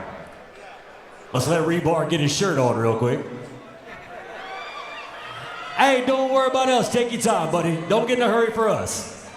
Here we go, ladies and gentlemen. All 3 judges have seen this bout the same way, therefore declaring your winner by unanimous decision.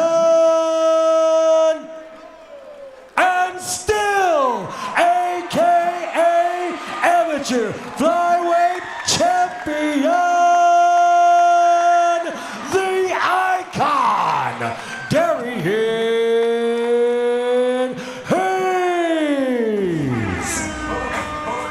So obviously it's Darian Hayes who has his hand raised, and look, rightfully so. I think it was probably 10-9 Hayes in the first round is how the judges saw that. So you had a 9-9 round. Hayes did enough from there to win the fight. But, man, what a war between these two. I truly don't know if people understand how high level, how technically skilled that fight was. That was a heck of a fight between two guys that have a very promising future. But Darian Hayes moves to 4-1. He remains the AKA flyweight champion, and he's going to walk out of here with the belt that he walked in with, and he'll remain the AKA flyweight king.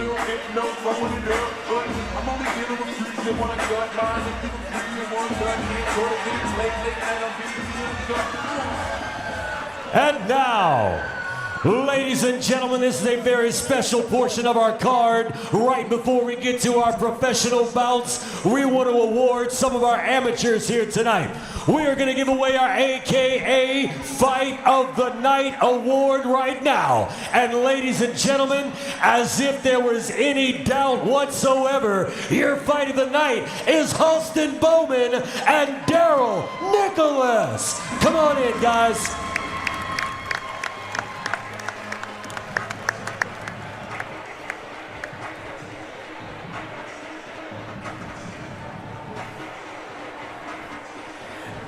All right, here's Mr. Daryl the Hammer Nicholas. We still need Halston Bowman.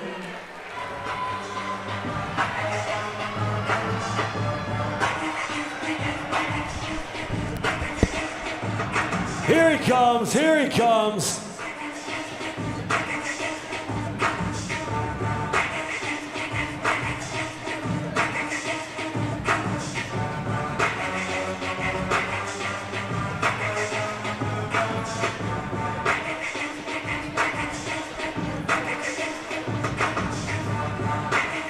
All right, let's give it up one more time for these two fantastic warriors, Halston the Blade Bowman and Daryl the Hammer Nicholas.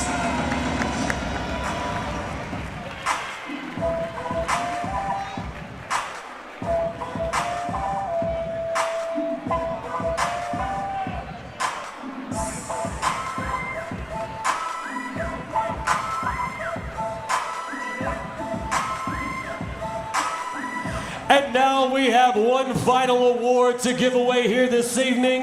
The winner will receive this fantastic Mammoth Cooler, compliments of our sponsor, Mammoth Coolers. Ladies and gentlemen, your knockout of the night belongs to Mr. Zach Golden.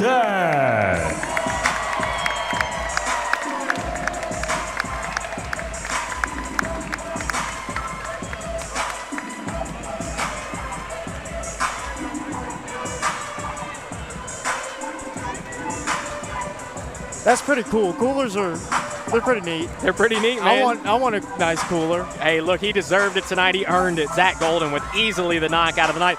Maybe he's going to be a knockout of the year candidate this year. There's no doubt about it. That was a hell of a knockout in his victory. Bless.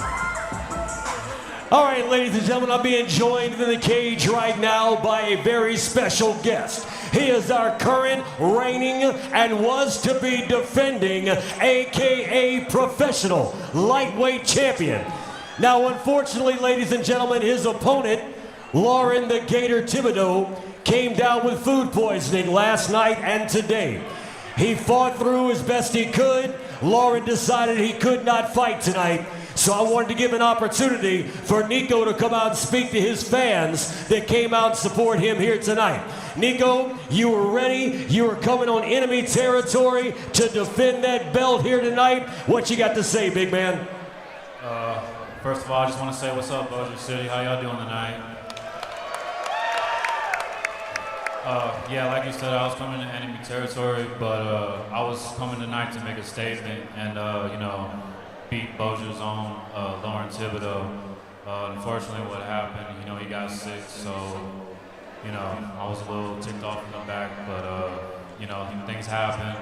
I want to say, I want to thank you to AKA, all the staff. You guys are doing an amazing job. I want to thank the bishops. They've been trying to give me an opportunity for a long time, and when they did, you see right now the results of it.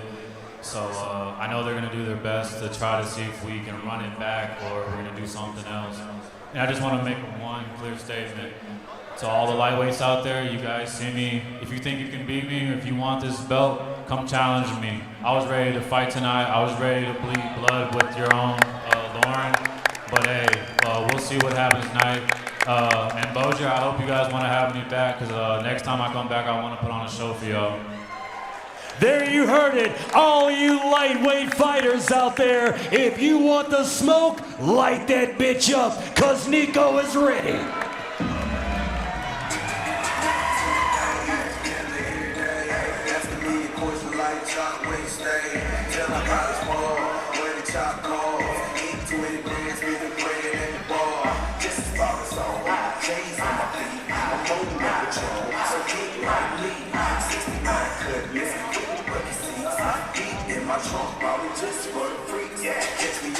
And here we go, fight fans, moving right along with your next bout of the evening.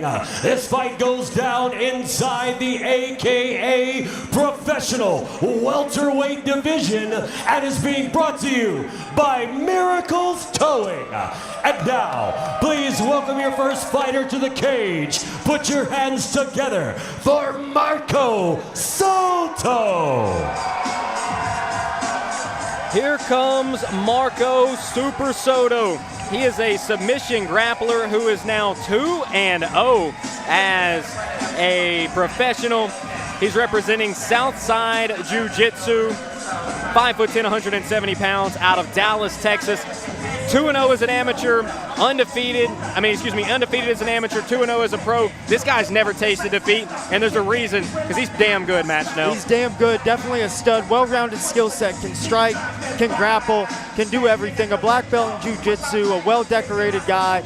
When you talk to his coaches, when you talk to his people, they all think the world of him. There's his brother in his corner, Mateo Soto, who's a former champion for AKA.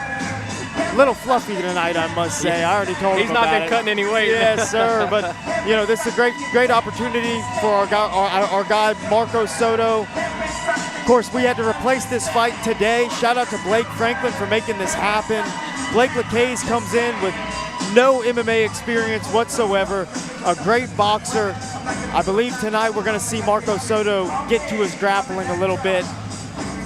That would be the smart decision. It would be a smart decision, and we'll talk more about Blake Lacaze in just a moment, but Soto, the last time we saw him, he submitted Delaney Hall. A lot of people around here, a lot of hype around Delaney Hall. He's got a wrestling background, people thinking highly of Delaney Hall, and Soto just walked right through him, choked him out in round one, really showed how good he is and can be. And he'll be looking to do that once again here tonight. Delaney, a great guy, but overmatched in the grappling department on that night, and there is no doubt this kid Marco Soto is the real deal. He's trained a little bit in Thailand, I believe, trains with good gyms in Texas, a stud. And now, ladies and gentlemen, welcome his opponent to the cage. Put your hands together for Blake Lacaze. Here comes Blake Big Boy Lacaze, and you just got to tip your cap to Blake Lacaze. Earlier today, the fight falls apart. Michael Mano gets food poisoning. They hit up Blake Lacaze, and Matt, he's just stepping up on 3 or 4 hours notice. I mean, what a stud. I mean, really and truly. But this is an interesting fight because he has a boxing background. He's had plenty of time in BKFC. This is going to be a very unique situation for him to deal with in the submission grappler, Soto. 6'7" tall. Oh, man. 6'7" tall. I think he's going to try and push that jab out there. But, yeah, Blake Lacaze, what can you say about this guy? Took the fight on a couple hours' notice. Just said, yeah, I'll come fight that dude. What's up? And rolls in here. He's been good energy ever since he got here, smiling, good to the staff, a good sport. Hopefully he can come out here and showcase a little bit of what he's got, and maybe we can get him something in the boxing realm in the future. But definitely looking forward to this. An interesting situation, but sometimes fighting just be like that. That's right. It's a clash of styles here. You got the boxing versus the wrestling and grappling of Marco Soto. Who will be able to impose their will? That's obviously what this fight's going to be about. If it gets to the ground, You have to feel like there's a pretty big discrepancy there. First time I'm seeing boxing shorts in an MMA cage, in the AKA cage at least. Maybe not. Maybe not. That might not be true, but a strange sight all the same. Here we go, fight fans. 3 rounds of professional mixed martial arts action inside the AKA welterweight division. This fight being brought to you by Miracles Towing. And now, introducing your first fighter. Fighting out of the Bayou Raps blue corner. This man is a submission grappler. Coming to you tonight with an unblemished record of 2 wins and 0 losses. He is representing Southside Brazilian Jiu-Jitsu. Standing 5 feet 10 inches tall. Weighing in at 170 pounds. Fighting out of Dallas, Texas. Here is Marco Super Soto. And now, introducing his opponent, fighting out of the EMD red corner. This man is a striker, coming to you with a great fight record of over 28 professional boxing bouts. He is representing the West Monroe Boxing Club. He stands at a towering 6 feet 7 inches tall, weighing in at 170 pounds. From West Monroe, Louisiana, here is Blake Big Boy Lacaz.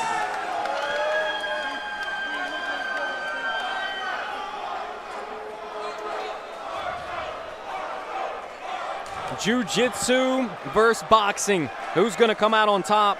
And as you can see, the 6'7" Lacaz, definitely the bigger fighter. I mean, he's just towering over Soto. Lacaz extending that jab, trying to keep his range.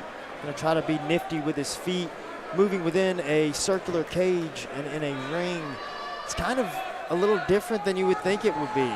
Level change by, yeah, that's the smart move by my guy Marco Soto. Go ahead and score the takedown.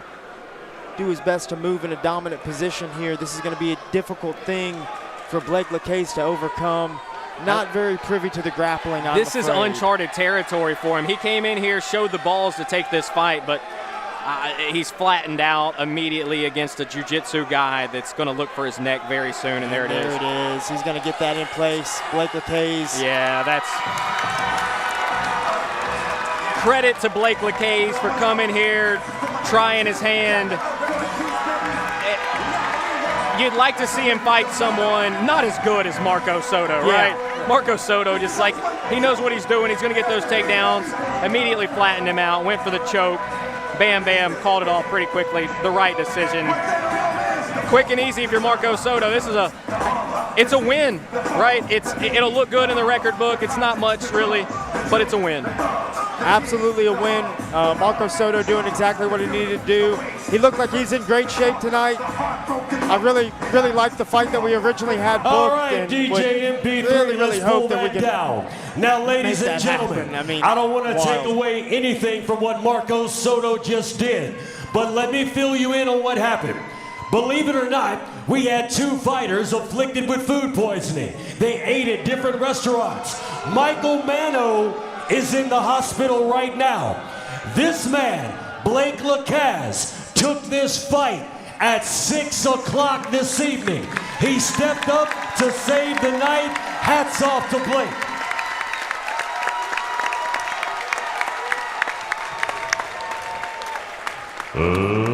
Ladies and gentlemen, our referee has called a stoppage to the action at 54 seconds in round number 1, declaring your winner, Marco Super Soto.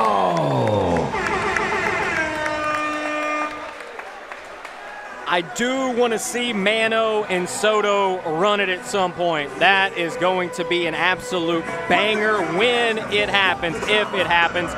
I want to see it. The fans want to see it. Hopefully we get it at some point. Easy work for Marco Soto. Easy payday for Blake Lacaz, you know. I mean, hey, everybody gets a little bit of something there, but ultimately the W is what really matters, and Marco Soto is now 3-0 as a pro.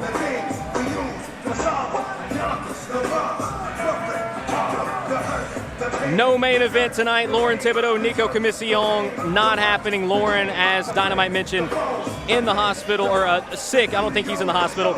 So our main event now, Sumar Archer and Kobe Bradford. We're scheduled for 3 5-minute professional rounds coming up. Here we go, fight fans. Up next will be your AKA 45 main event of the evening. 3 rounds of professional mixed martial arts section inside the AKA middleweight division. This fight being brought to you by Chevyland. And now, please welcome your first fighter to the cage. Put your hands together for Sumar Archer. Sumar Archer, 5'11", 187 pounds. He's got a 73-inch reach. He'll be 2 inches shorter with a 1-inch reach disadvantage. He's a freestyle fighter with a 2-1 record. He'll be representing Fortis MMA out of Dallas, Texas. Here comes Sumar Archer, Matt Schnell. Yeah, Sumar, a guy with a great wrestling background, built like a dang fire hydrant, a bomb of an overhand right. He's been not as active as he would like to have been here in recent years, but Sumar's a guy that can really bring it, a full skill set, trains at Fortis MMA, trains with some of the best guys in the world on a daily basis, has Uriah Hall in his corner, and I've seen these guys go toe-to-toe, and I can promise you Sumar Archer built for it, built for everything. A guy that has a full skill set, no matter where the fight takes place, he is competent, and I look forward to seeing him display it a little bit tonight. Good matchup here. I'm excited about this one. This is a guy that had 1 amateur fight, 30-second knockout, then a 3-year layoff, ground and pound finish in the first round, then a knockout in the first round in his second fight. Now he's stepping back in after nearly a 2-year layoff. So there's been a lot of gaps in his fighting time. But when he's been in there, he's had some real success. We'll see what Sumar Archer has in store for Kobe Bradford here tonight.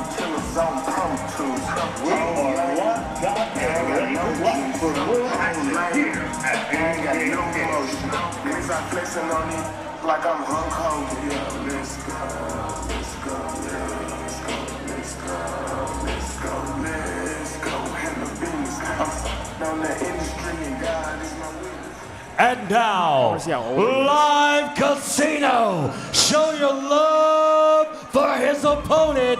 Here is Kobe Bradford. One of the hometown favorites, Kobe Bradford, 4-1 as a professional. The Candyman is a wrestler representing the compound right here in Shreveport, Louisiana. And I'll tell you what, this is a guy, Matt, that he gets as big of a pop as anybody at any card. They seem to love him some Kobe Bradford. So charismatic. What a character, you know, just brings life in anywhere he's at. You know, even at weigh-ins yesterday, shows up in a dressed to the nines, dressed nicely, unbuttons his top button, you know, does things, understands how to be dramatic in some sense, and yeah, he's accumulated a fan base. We got a lot of people here on their feet, a lot of people excited to see Kobe Bradford get out there and compete, and I believe tonight is a good matchup. I'm trying to match fights that bring the best out of these guys, so I want to test them a little bit, and I think this is one of those ones. These guys are good. This is a well-matched fight. This is one that can bring the best out of them. I'm hoping we see it tonight. The only loss on his 4-1 record was to Daniel De La Cruz, a guy that I think is going to be in the UFC one day. I'll be shocked if he doesn't make it. That son of a gun is incredible. That's not a bad loss for Bradford. He recovered, got a submission victory back at AKA 41. Now he'll be looking to build on that and pick up win number 5 here tonight.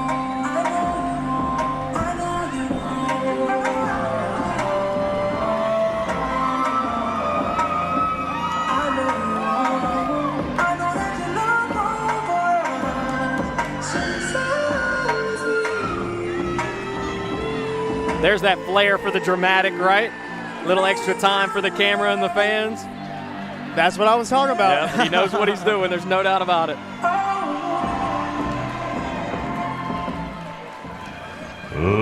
Ladies and gentlemen, American Combat Alliance, in association with the Live Hotel Casino Louisiana, are proud to bring to you your AKA 45 main event. 3 rounds of professional mixed martial arts section inside the AKA middleweight division.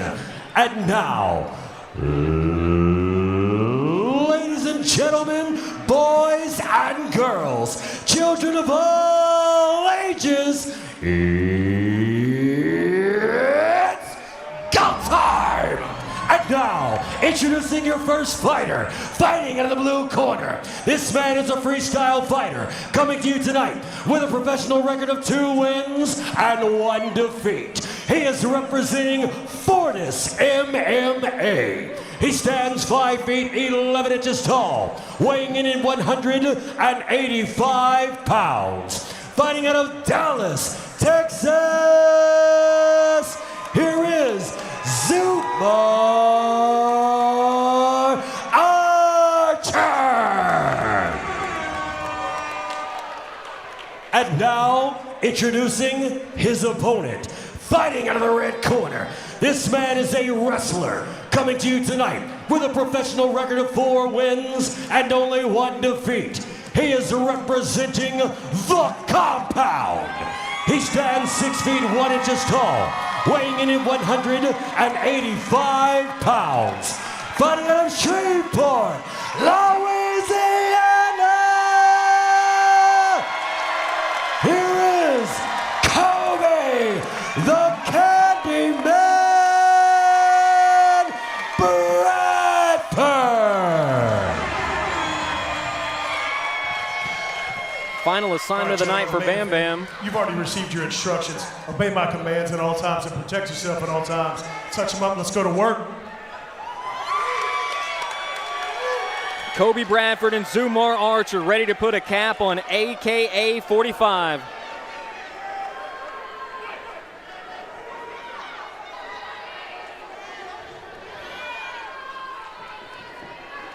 Nice jab from Zumar to open it up. Yeah, nice way to start the fight for Archer.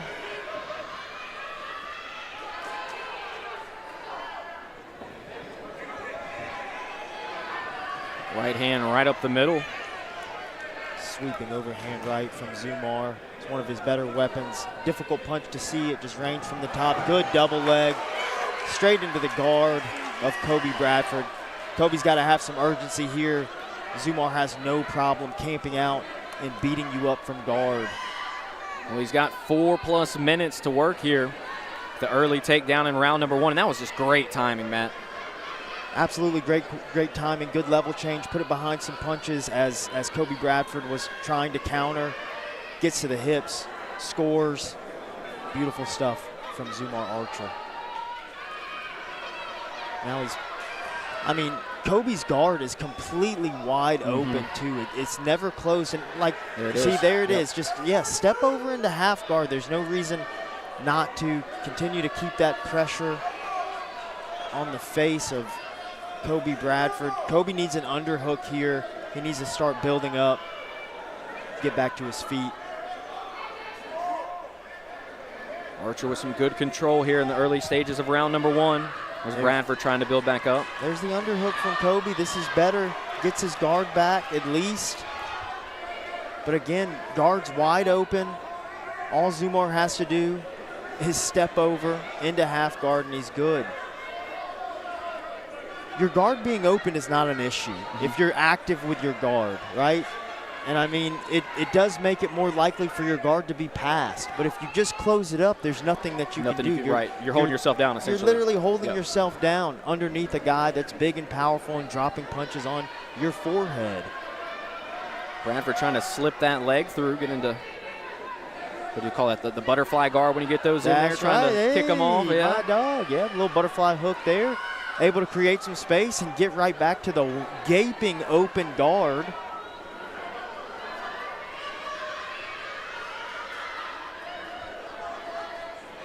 Zumar Archer just laying on Bradford, controlling the fight, landing a few shots here and there. No problem. Bit of damage. Body head.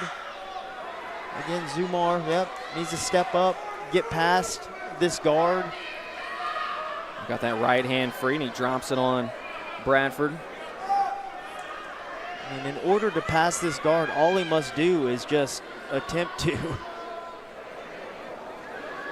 Kobe does have a strange hook. Now he's sitting up for a Kimura. At least a little offense here from Kobe Bradford. He's got his hands together. You know he's a strong guy. Zumar. Wow. Getting stronger by the second. Kimura attempt. It's deep. Zumar doing a good job of curling it under. Let's see if he can hold out here and just be flexible. Gets it back to his chest, swims it in. Good defense from Zumar Archer. That was dangerous for a minute. A dramatic moment from Mr. Kobe Bradford. Now he's attempting a triangle. This is better. If you're going to have an open guard, at least be taking it somewhere, attempting some submissions. Now he's... Well, you show Archer the threat. You show the judges something as well, rather than just being there, having him lay in your guard the entire round. 1 minute left to go in this opening round. Scheduled for 3 5-minute rounds.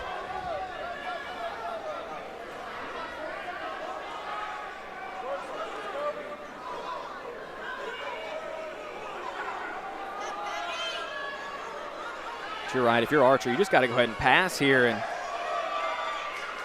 just doesn't seem to be happening.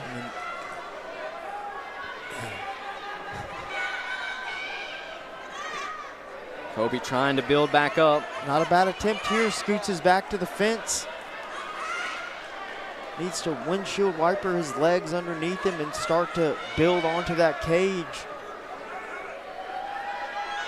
Well, you said it whenever Archer took him down. This is where he's comfortable. This is what he wants the fight to be. He wants to control it on the ground, dictate things, and that's exactly what he's done. Outside of the Kimura attempt from Bradford, Kobe really hasn't offered up much. And I wish he would, and vice versa for Zumar. It's like, my dog, this guard is wide open. We got to get past this thing, get into a position where we can start to really do some damage.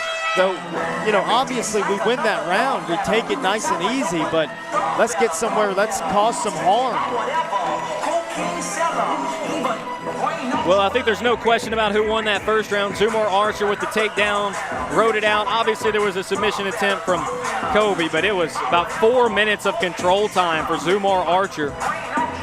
There's that double leg. Takedown, Just times it perfectly as Kobe Bradford's coming in to probably punch or get something going, changes levels, gets the penetration, scores the takedown.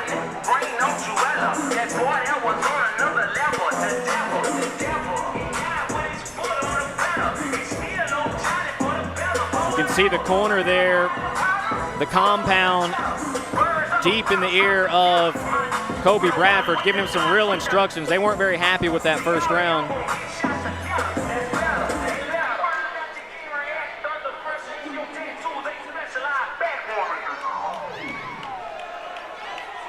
We'll see if that lights a fire under Kobe Bradford, or if Zumar Archer can come up with another takedown here early on in round 2.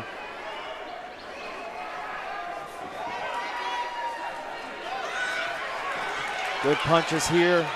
Good offense here. Zumar keeping his head a little low. He's stung, but he's firing back.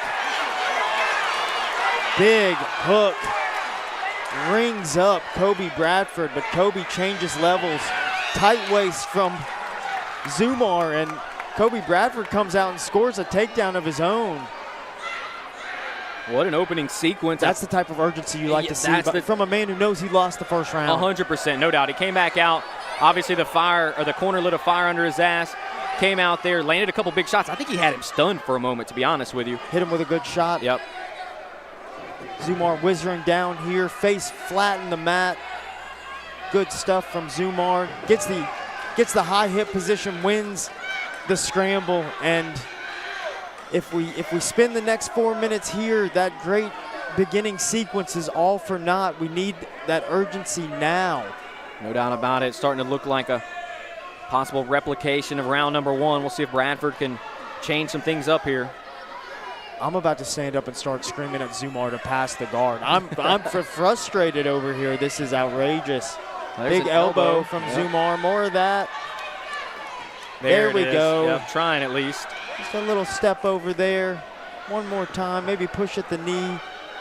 Kobe's got to grab an underhook.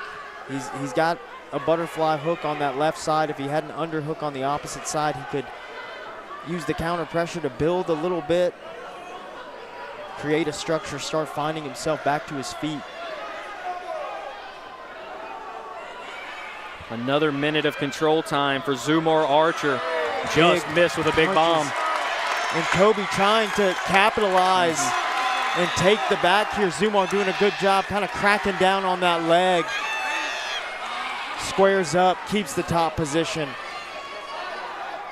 It's not a bad attempt though. We just need a little more activity from Kobe Bradford. He's doing enough to keep the fight competitive, for which I am grateful. No doubt about it. But it's been Archer kind of imposing his will from the top. I'd like to see, at the very least, Archer posture up one time and drop a couple bombs here. He tried and missed a moment ago.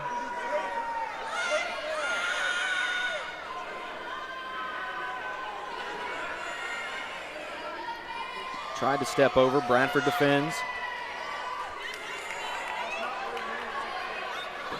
Extends the butterfly hook, creates a little space, but Zumar into half guard now. Falls right into half guard. Good shoulder pressure here from Zumar. And he's got that right leg wrapped up now.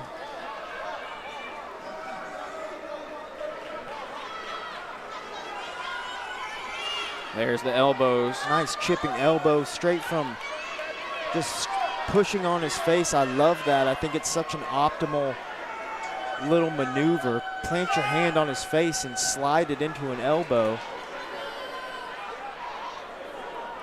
Step over. 90 seconds left here in round 2. Atlanta. Oh my gosh. One more time. And Kobe just, you know, I think he has a decent guard. He's flashed up some attempts that looked at least threatening, but just missing some of the fundamental details. Like you gotta, I mean, if your guard's gonna be open, your feet are in the hips, your legs are coming up on the back, your knees are trying to poke through their arm. You're trying to make something happen, and there's just not much of that going on. I'm not mad at it.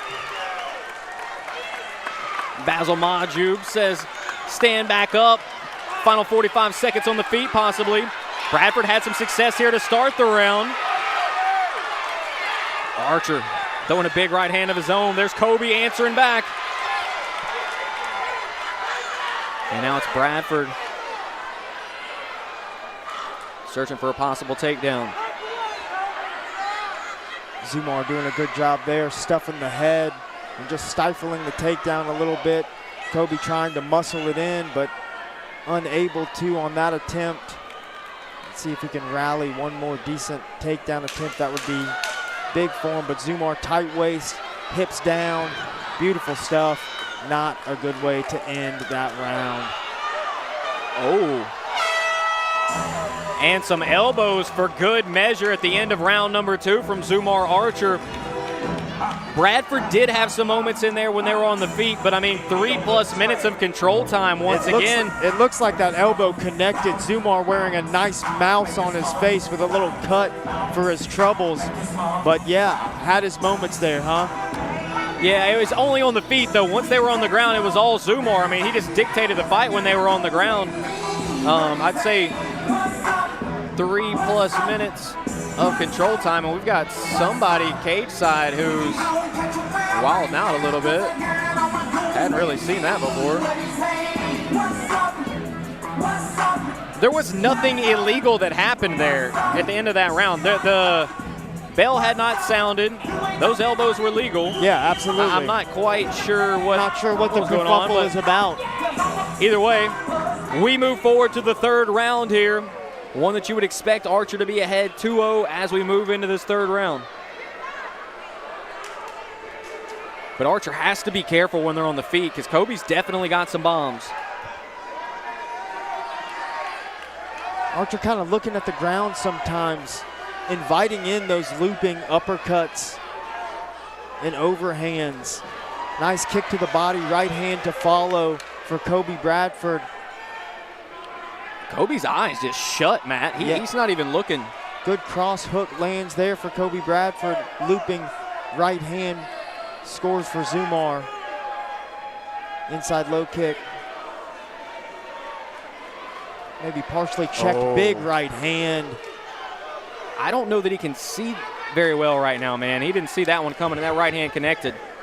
Oh, there's the left. That's what Zumar needs to get back to. He's got a really stiff jab, and with that eye-closed right hand, again for Zumar Archer, a lot of power on it. I think if Zumar could just put a couple of together here rather than one at a time, beautiful level change right into butterfly guard. Zumar a little quicker to the pass this time around, though not fully passed yet. Well, every round at about the 4-minute mark, Zumar Archer has ended up on top of Kobe Bradford. Says, yeah, about enough of this. How about we wrestle? Well, the fans were getting their money's worth for a moment. They were getting excited, but back to the ground once again with 3.5 to go, right where Zumar Archer wants this fight.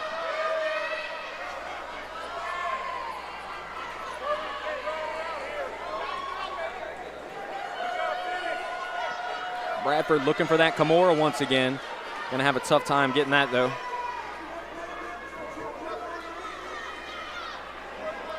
And not to beat a dead horse or anything.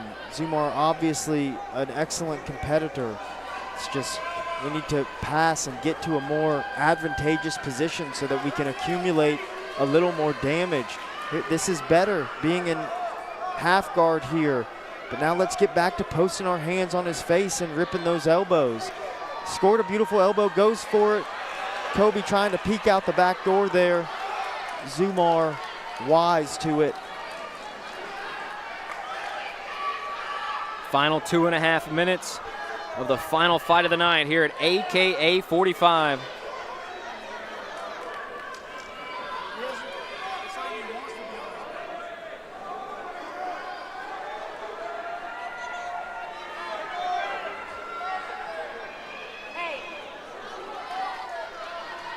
Bradford offering up some elbows from his back. He's got to figure something out here at the end, or Archer's just going to walk away with this one. Once again attacking that Kimura. Fans trying to urge it on. 2 minutes left.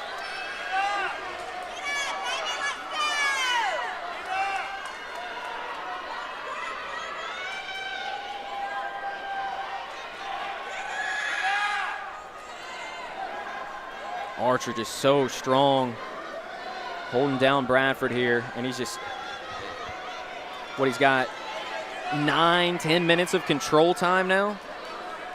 Easily. Yeah, I mean he's had at least 7 plus, now another 3 here. By Kobe just needs. Bradford clearly can't see out of that right eye, but he's got to find something here in the final minute and 20 seconds. Zumar is just in such a much better spot. It's hard for, even though Kobe's kind of got his feet underneath him, he can't just squat through Zumar right there, pressed up against the fence. And that's one thing we've seen with Kobe in the past. His athleticism and his strength has gotten him out of some of these positions. Archer is equally as strong, though. Just like we said at the beginning, built like a fire hydrant. This is exactly the type of thing he wants to do. He wants to grind through these spots, float from position to position.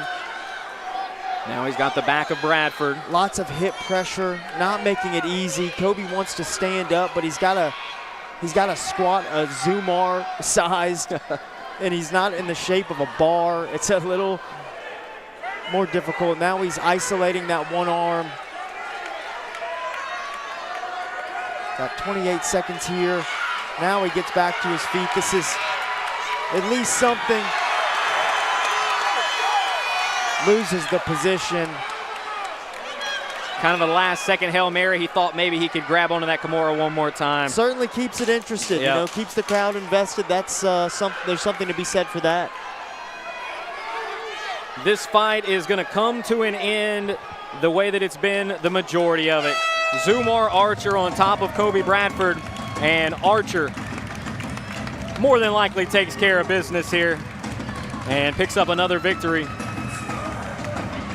And you got to wonder now about Kobe's right eye. I mean, it's been shut the entire time. Those big elbows at the end of round 2 from Archer. I think one of those got him good. Yeah, got him good. Certainly swole him up. And there was some moments in that third round where Archer was starting to tee off for a moment. Then he elected to go for the takedown and did what he did best the entire fight, control the fight.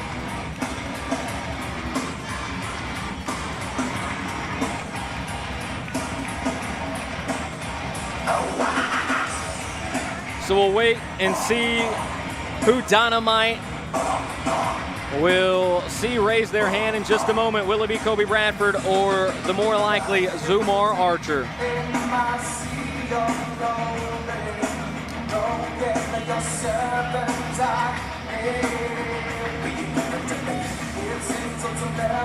Again, your knockout of the night belongs to Zach Golden after 3 rounds and of Austin Bowman Nicholas. fantastic mixed martial arts action, we are going to the judges' scorecard. Ladies and gentlemen, all 3 judges have seen and scored this bout the same way. Therefore, declaring your winner by unanimous decision. Fighting in the blue corner, Zumar Archer. This is how legends are made. So there you have it. Zumar Archer finishes off the Mr. night DJ, for pull us. that down, please. Ladies and gentlemen, on behalf of the entire staff here at Live Casino Hotel Louisiana and AKA, my name is Dynamite, saying thank you all so much for coming out. God bless you and good night. Now buckle up and get ready for the ride of your life, because the after party begins now at the PBR Cowboy Bar. Ready to sign off here from AKA 45, Matt Schnell, our matchmaker here tonight. Man, we had some really, really good fights. Maybe not the way we wanted to finish things off, but I know you're excited about the card overall. I mean, it's just such a testament to things to come, because so many people had to step up tonight. So many guys from this area were able to step in and make fights happen. And I'm just excited about the future. I think we're onward and forward. Good fights tonight. Great flyweight title fight. Good professional fights as well. Overall, a good night. Ready to wrap things up. Signing off for Matt Dangerous Snell. I'm Tyler Not So Dangerous Moody. We'll see you back at AKA 46. Thank you so much for joining us here at AKA